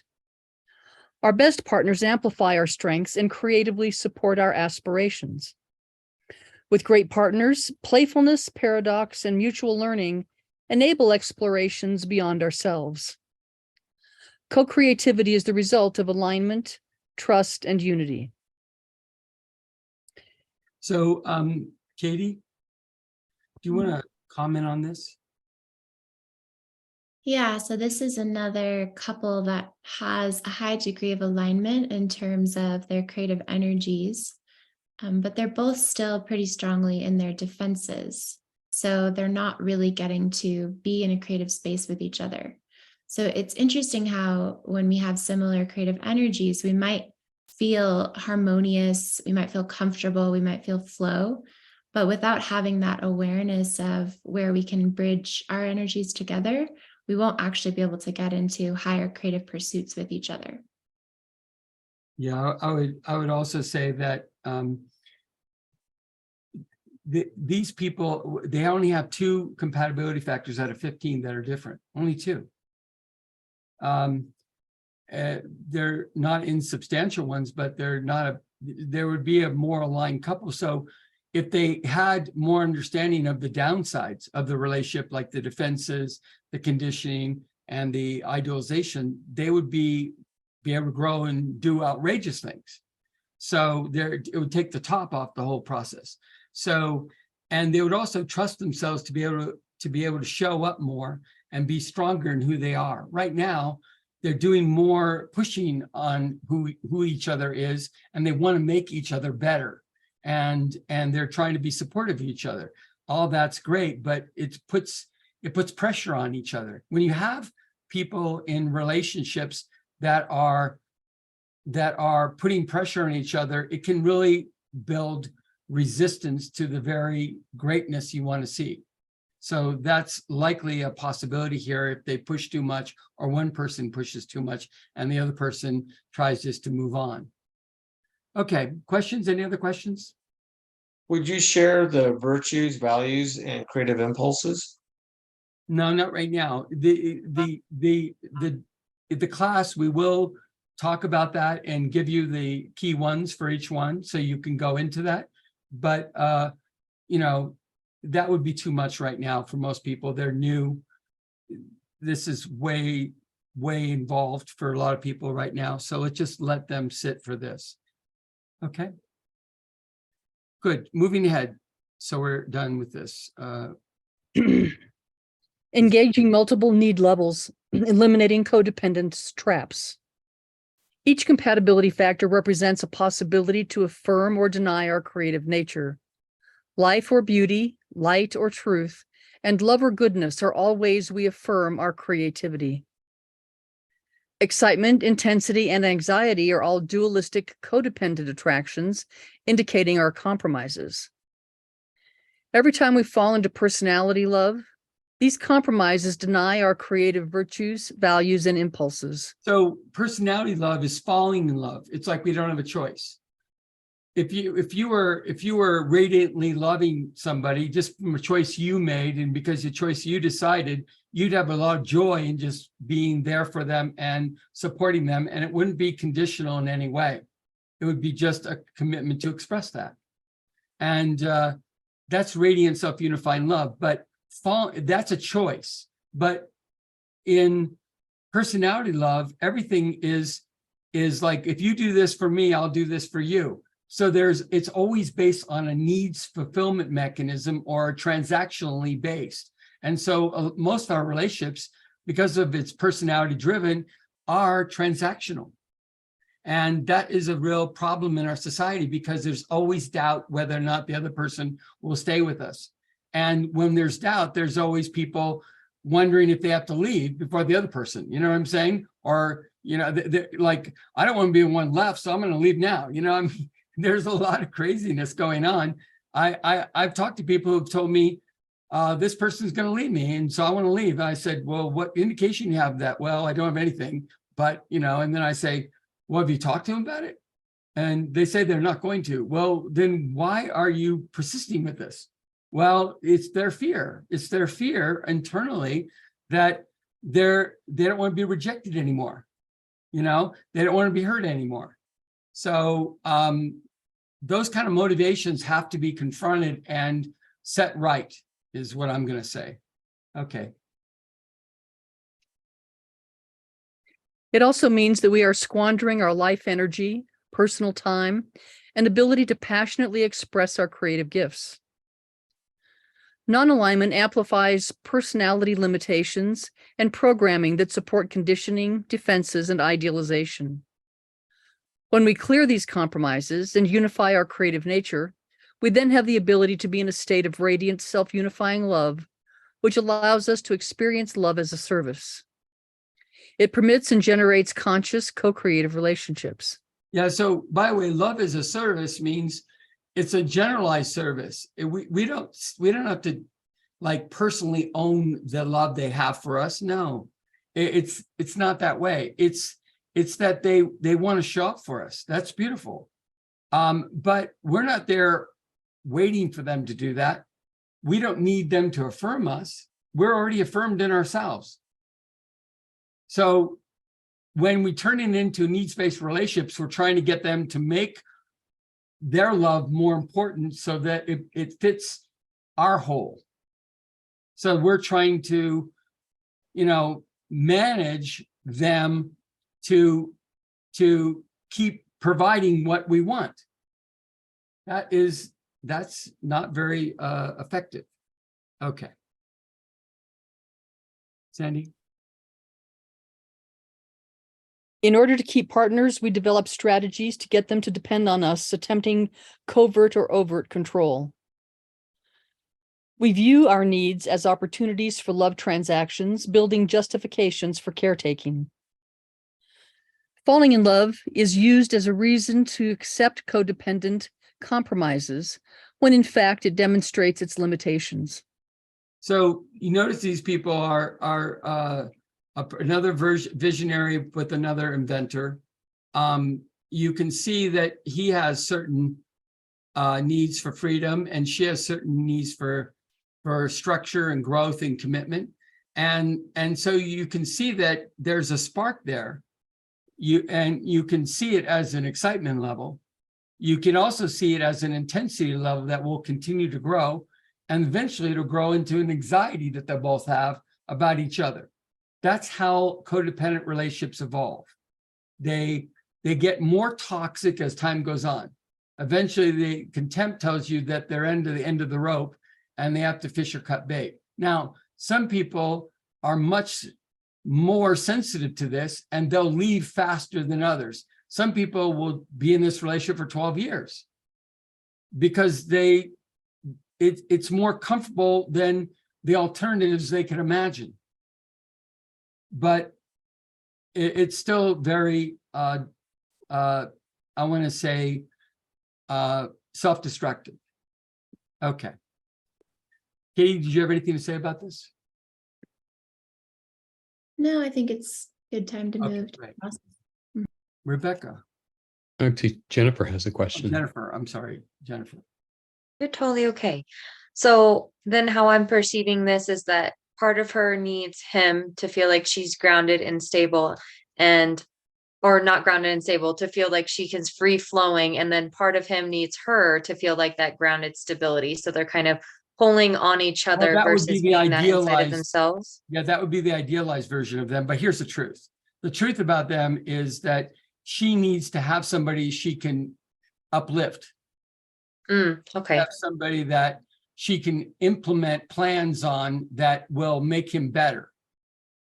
And then she'll see the results and he'll be more successful. And then she'll be able to pat herself on the back. Oh, I'm such a good person. I was able to do this with all kinds of people, Now, Okay. he's the thing of saying, wow, I have a strong woman, so I have to learn to be stronger. If I don't learn to get my balls and move forward and take more charge, I'm lost here because she's going to crush them. A lot of pressure on him to perform. And sometimes that can work out for a while because, that sparks him to focus himself. And so he gets something done, but he's a creative thinker and not a doer. And she wants somebody that does things and says they're going to do them and then does them. And he doesn't follow that prescription because he doesn't tell her he's going to do something before he does it. That's one problem. And the second problem is that what he does do isn't really what she was wanting. And so it's always a friction on that level. So you can see how they're not aligned. They're just not talking to each other and they're not engaged in a common communion space.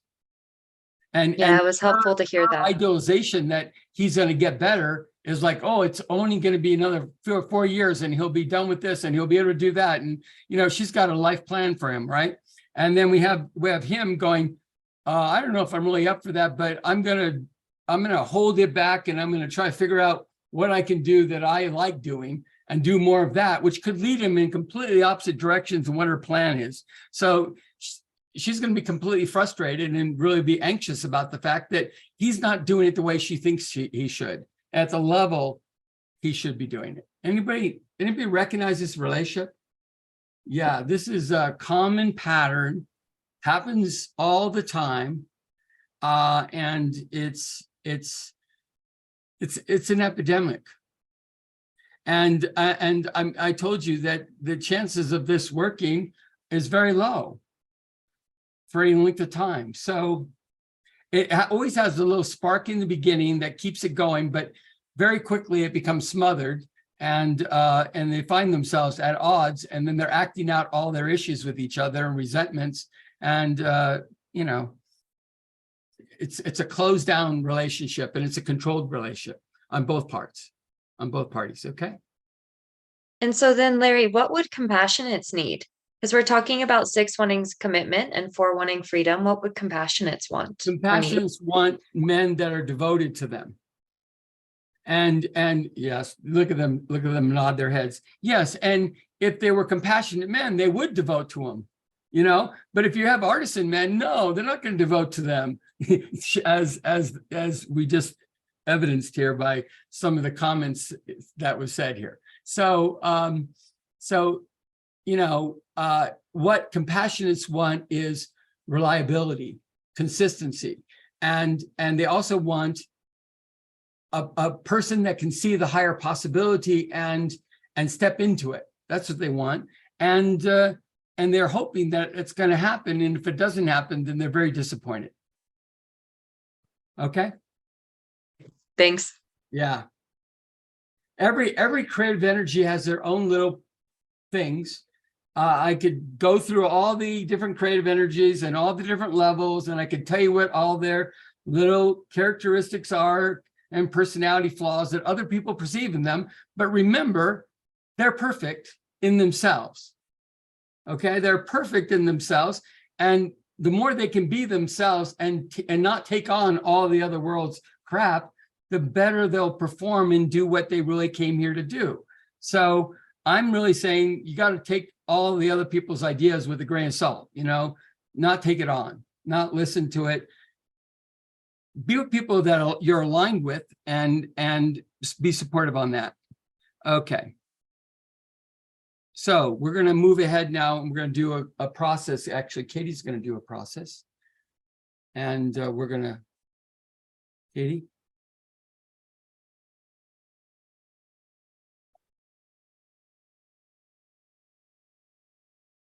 We might ask everybody if they have a few minutes to stay late so that we can finish the process before we end class. Yeah. Okay. Katie?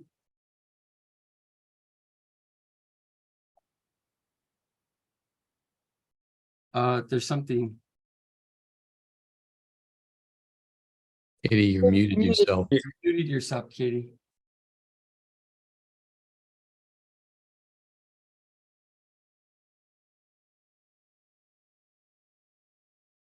Can we hear you now?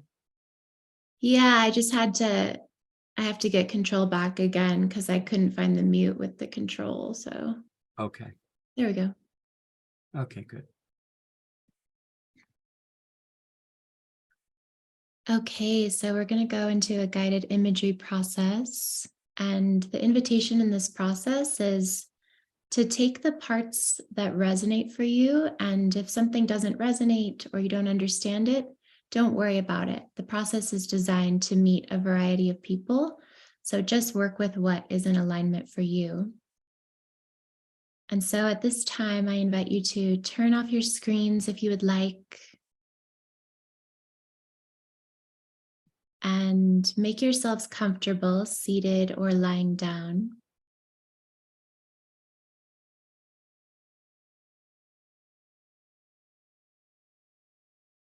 Close your eyes and take a few deep breaths to settle into your body.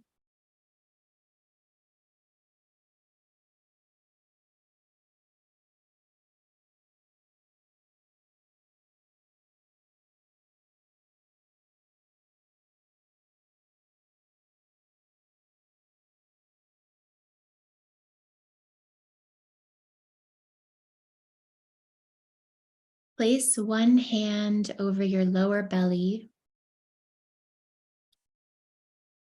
and tune into your body's energy.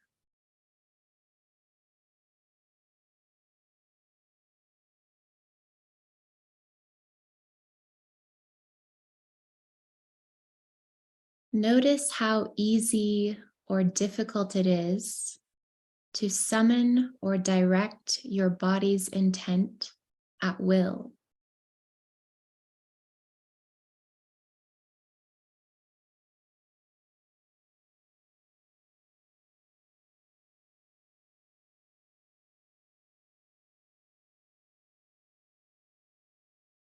Is it difficult to connect your sensations to your feelings so you can be flexible in acknowledging your life's path?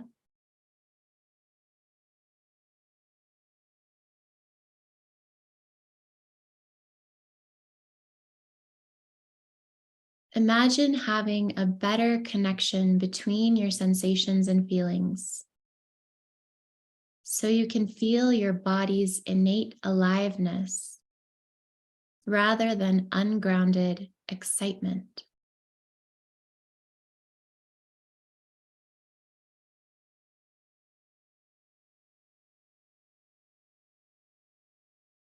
If you do feel locked into excitement, consider exploring new ways of choosing partner possibilities so you can break free of any conditioning. Imagine choosing connections that kindle your aliveness.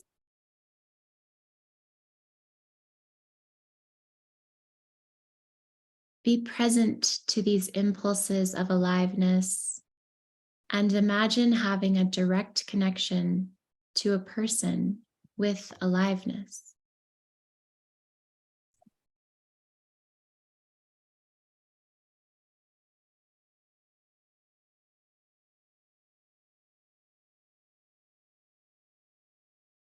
This is much better than the inertia and fantasy building of excitement, where loneliness and isolation are the outcomes.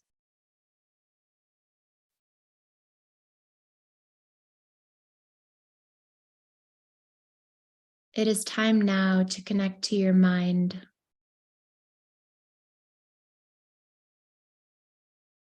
Bring your awareness to your third eye in the center of your forehead between your eyebrows.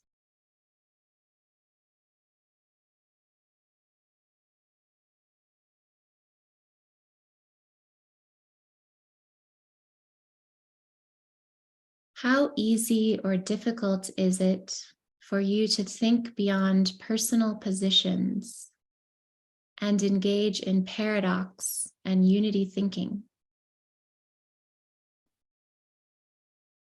To explore this, how integrated are your emotions and thoughts?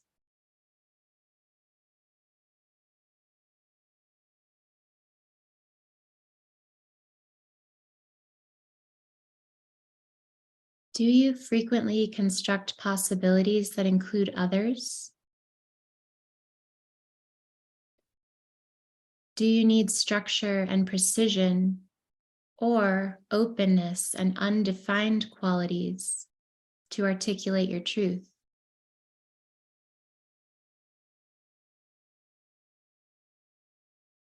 How much do you argue with yourself about what you believe?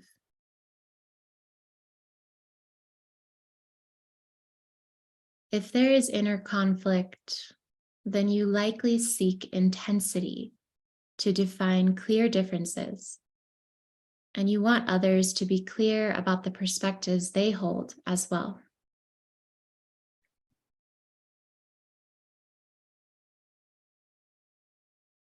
If you are able to breathe and employ mutual wisdom and learning, then you don't need to be so separate.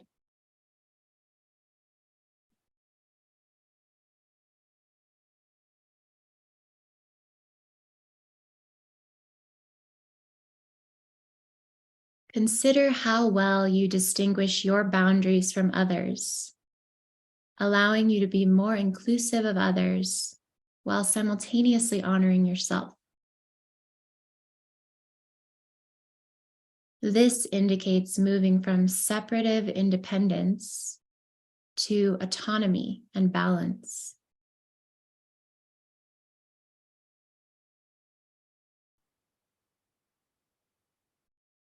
Now, place one hand over your heart.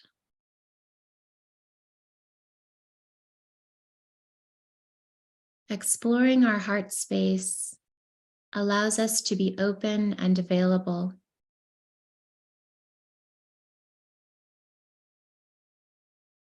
Instead of seeking enmeshment, where we want our partner to adapt to us, or we forego our true nature to adapt to them,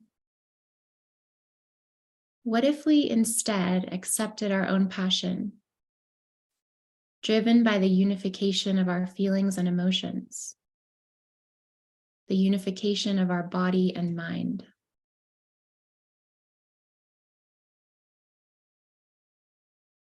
Rather than defining ourselves in terms of another, let us affirm our own creative greatness and then determine if it is in alignment with them. Otherwise, our unconscious personality desire for self-importance can lead us to idealize ourselves and others. How much can we acknowledge that our partner is equal, but perhaps different in some ways? Knowing this gives us space in our hearts.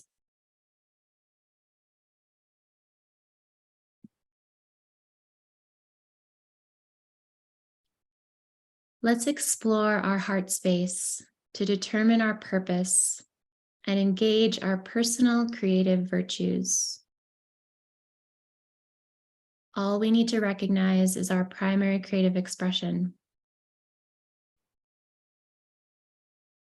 With common virtues, values, and impulses, what would a creatively aligned partnership feel and look like?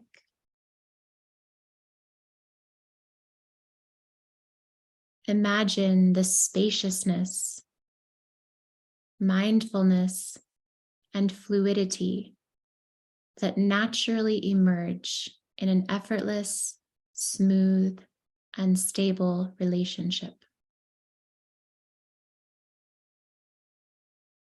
How does this compare to the drama of conditional motives, attractions, and love?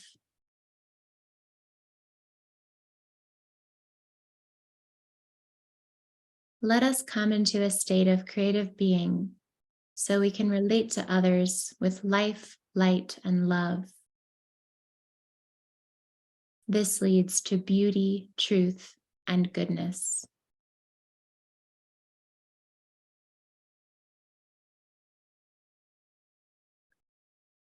And I invite you to now come back to the group. Stretch your arms and legs and open your eyes when you're ready. Bring yourself to full alertness where your natural aliveness sparkles.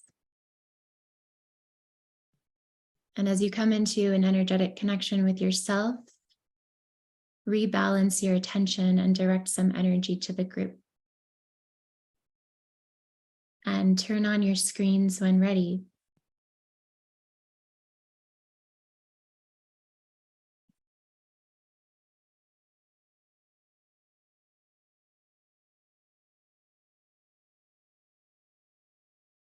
And if anyone has reflections or anything to share, yeah, Christine.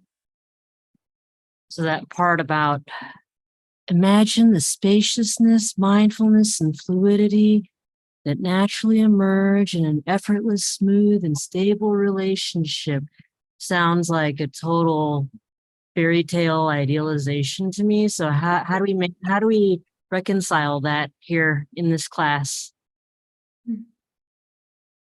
Okay. Yeah. So I'll talk about that. Well, actually, I'll let you say something first, Katie. Yeah. Well, I think we're so conditioned to believe that relationships are conflicted and challenging and non-flowing that it can seem like an idealization to have fluidity and mindfulness and spaciousness in a relationship. But it's not the truth. It is, So it is I possible. think you have to have an experience of it Mhm. to know that. I think I experience it in various connections that I have with people from time to time, but it's not like all the time, like perfect and No, like it doesn't people have to be. like people are different and people have stuff. Yeah, And so it's like, you know, I invite you not to take that on. They have stuff, and that's their stuff, not your stuff. Let them do it. I'm not going to get in the way of people and their stuff. I'm not going to get in between them. That's how I invite you to have that relationship. If you're always in a space where you have abundance of choice about how you respond, then you can always respond with graciousness, with a sense of hopefulness and spirit. And you have the patience to let people go through their stuff when they're going through it. It doesn't mean the relationship isn't great for you. In fact, I find it highly amusing when people go through their stuff. It's very edifying when people go through their stuff. And when I go through my stuff, I'm laughing at myself all the time. So, it's a shared thing. So, all it takes is acknowledging what's happening. That's a whole different perspective, because if you're defensive, if you're in your defenses, you're trying to close it all down. If you're in your creativity, you're trying to open it all up. And so the more options and the more buckets you have open, the more you can start seeing the wholeness of it all. Because you're not seeing the wholeness when you're defensive, you're seeing just part of you. And then you're always blaming the part of you that you're not seeing for the problem. You see my point? You're always looking at it like, well, that's an idealization because it's not, it never is really that way, but it could be that way. It doesn't always have to be that way, but it's more likely that way than not that way. So to me, that's a truth. But you have to experience it. thank you. Yeah. Did that answer everybody's question there about that? Okay. We just want to wrap up things here fairly quickly here. So I'm just going to move ahead here. This is an example of how you would see people and know what their patterns are right away. And, I can say with 95% accuracy, every single thing we know here about these group, and I don't know these people personally, but it's accurate because I see people all the time in the same situations talking to me, and I've validated this over the years. Now, I could be wrong. Wouldn't matter. There's a preponderance of possibilities here. And we're just trying to be on the right side of things as much as possible. That's what we're doing. So we're saying, if there's a pattern there, let's talk about it. And if there's not a pattern here, let's move on. So if this couple was coming to see me, these are the things I would start with, and I'd work from there and figure out if it's true. I would not assume it's true. I would figure it out and validate it's true by what they say. Does that make sense? I'm not here to judge them for doing that. I just want to understand how I can help them. And if I can understand the dynamics very quickly, I can zoom on what the critical issues are between them that we have to fix or we have to change. And usually it's about respect and esteem and love and what they're willing to do about that. Okay. So moving ahead. The class. Dale has a question. Oh, Dale, go ahead, Dale. Can't hear you. You're still muted. So the artisan's lack of commitment, doesn't that have to do with worldview?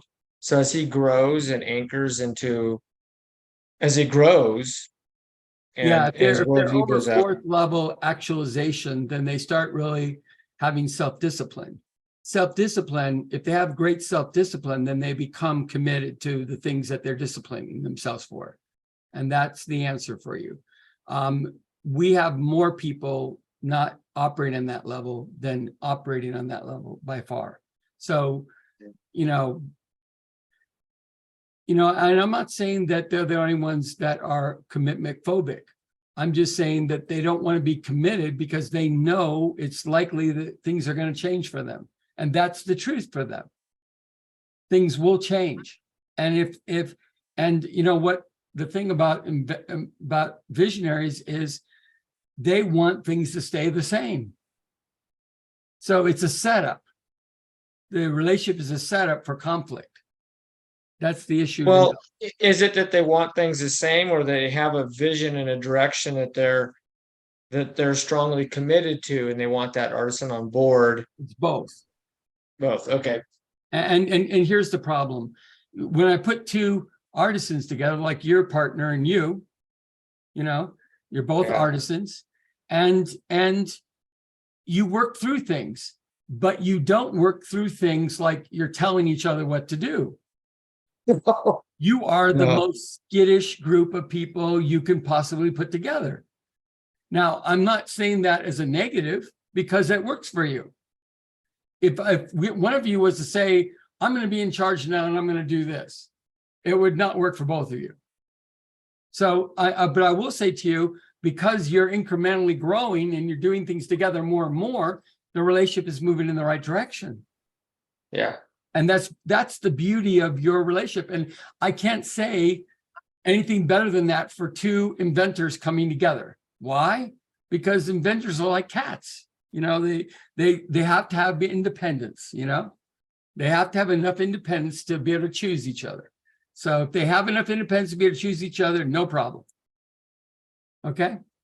True. And I just back to that couple, because I work with couples, and that, in this area, that's such a common connection, as we know. And I do see it as a worldview. There's an immaturity level there where you really see that lack of commitment from the artisan. Yes. Well, it could be immaturity from the visionary too. If they're doing intensity, it tells you they're not ready. So there's a lot of ways here. You can go both ways. Yeah, got it. And by the way, I just want to say to you, there's no better people than, the people that are showing up. They're showing up where they are, and that's where we start. And we accept them right where they are. Because you can't do anything but that if you want anything to happen. Okay? Got it. Thank you. Yeah. So moving through these, if you noticed how interrelated these classes are, you'd be amazed how much I packed in these classes. And they're only 2 hours a night. So that's why we're here going a little bit later than I wanted to go. But here's the issue. The issue is there's a content piece that I need to communicate to you, which is the big title on the top. So the first night is understanding why your relationships haven't worked. I'm going to give you the lowdown on that. Then there is the second part here, which is choosing with intent and beauty. Now, I need you to be in your bodies and ready to process things. And Katie's going to be doing the initial process, and we're going to be starting early on the process. I may do a setup, and then she's going to go in and do a process, and we're going to do that process for a while, and we're going to talk about that process afterwards. Why? Because we're getting the group settled. We're getting you guys all flowing. We got to get you guys present, That's the first thing. We got to get you able. And then we're going to do a break, and then we're going to come back and do the content of the stuff. And if we have time, we'll do a process. But the process can be forfeited if we have too many questions or we can't really, in timing, do it. But we'd like to have people interacting as well. So you can see here, since that's happening, and I want you to know more, I'm going to give you homework. Homework is the creative virtues and the primary expression. Each night we're going to give you the information that then can be talked about the following week, and you can come back and ask us questions. What is this about the primary expression? Blah, blah, blah, blah, blah. And we could say, yes, it's this and this and this way. And this is how you are, and this is how you are. And you could be amazed because I'm nailing you so accurately. And it's okay. There's nothing special about that. There's no magic to it.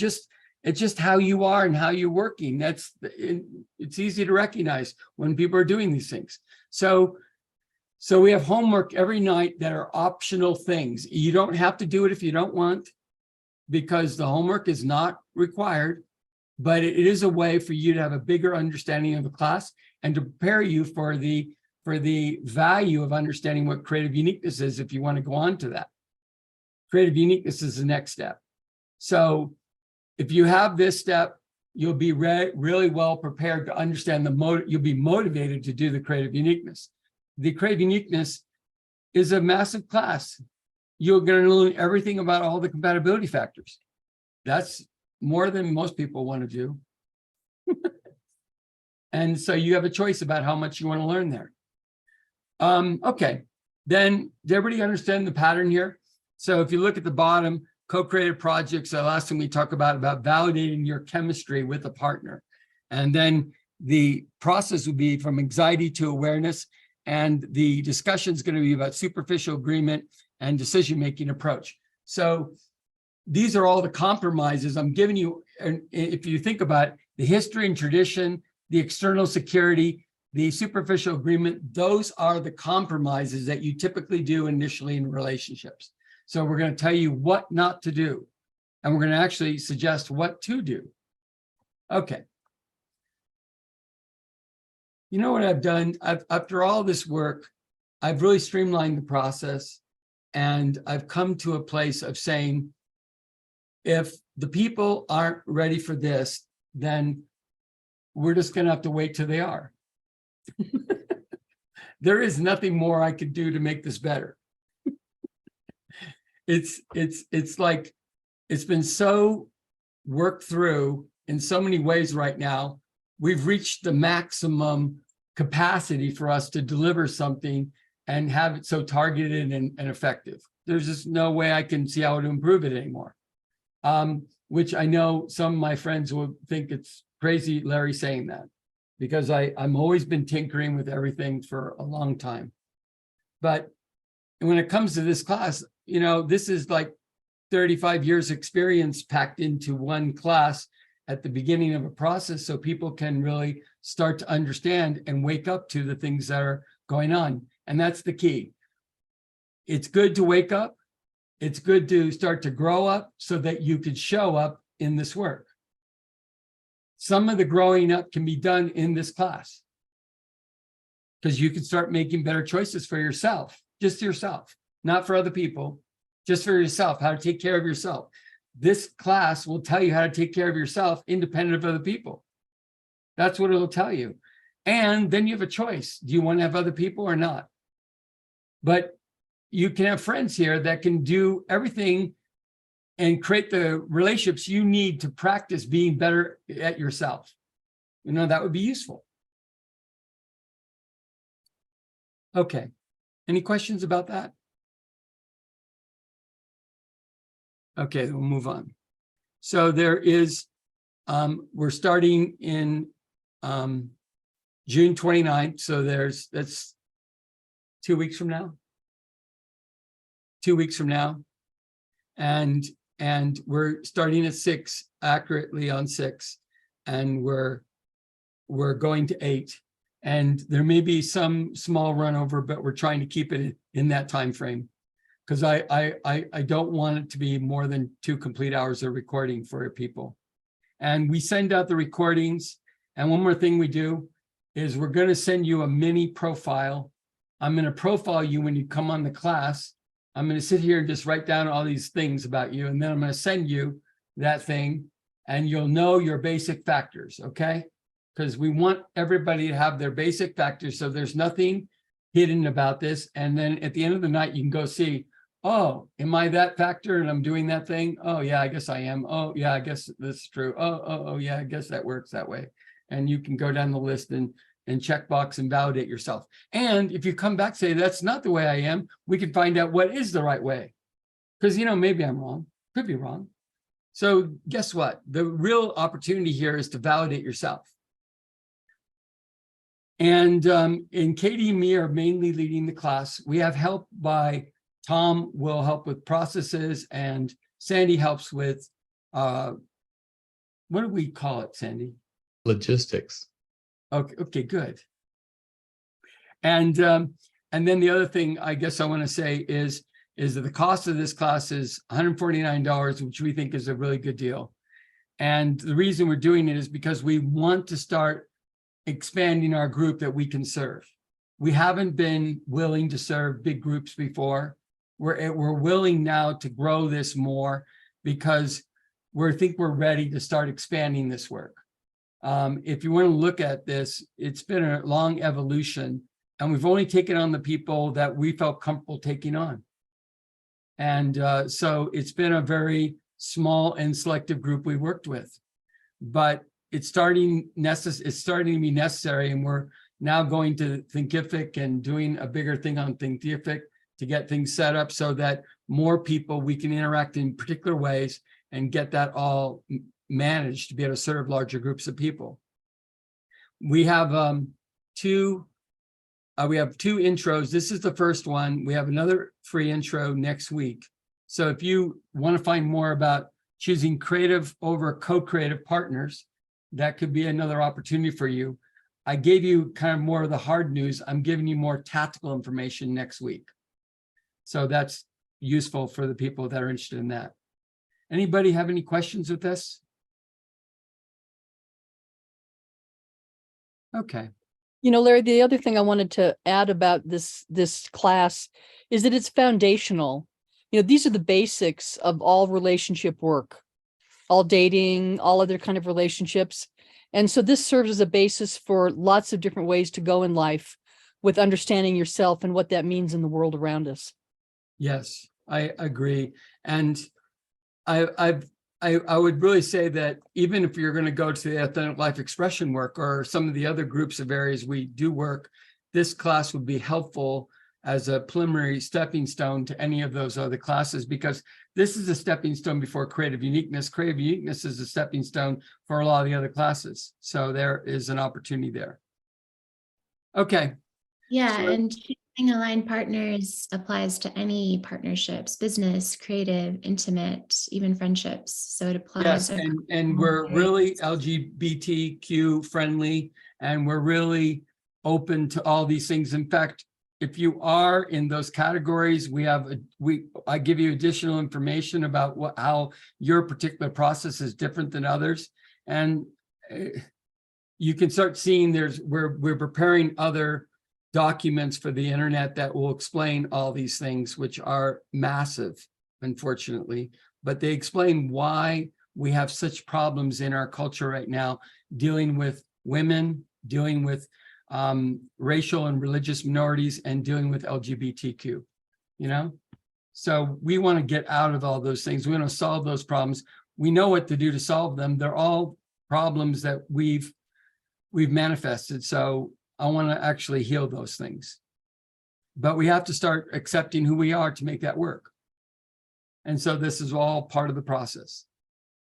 Okay, just for your knowledge, if you go to the end of this document, you'll see that there's a description of what creative uniqueness is and what we do, and how we classify and organize things in terms of the creative expressions. And you'll notice the numbers are here in the mini descriptions of each of the categories. And there are a lot more information on various websites that we have that will have more information you possibly would want to look at. And we talk about the compatibility factors here. We talk about the benefits of compatibility. We talk about the benefits of how this can benefit people. And we talk about our mission statement back here. And this is what we've said we are, and this is how we show up, and this is what makes us motivated to do what we do. Okay. And then that's it. So I think we're done here. We've gotten the basics, and I appreciate everyone's time and energy and interest in having this question. It's obviously very timely for some people to have this question come up, because we're seeing less and less success in relationships and less interest in people reaching out for relationships. And so it's time to start empowering us to have the better relationships that we always deserve. Okay. Okay, everyone, thank you. So We hope you'll join us again next week. yes. Thank you. And we're looking forward to, if you want to bring your friends, let them know, have them sign up, and and also send them, you can pass on the links to our classes. When we do this, we're going to send you a link to the class, so you'll be able to go back and review parts of it, because no one can get all the structure of this and the information of all this. There was a lot to it. So we Okay. send video recordings, audio recordings, and PDFs Yep. of the slides. Yep. So that you have different ways of playing with it. Okay, everyone. Good night, everyone. Thank you. Thanks, everybody. Everyone, Good night. good night. Thanks, Larry. Thank Thank you. you. Good night. See you Night. next week. Yes.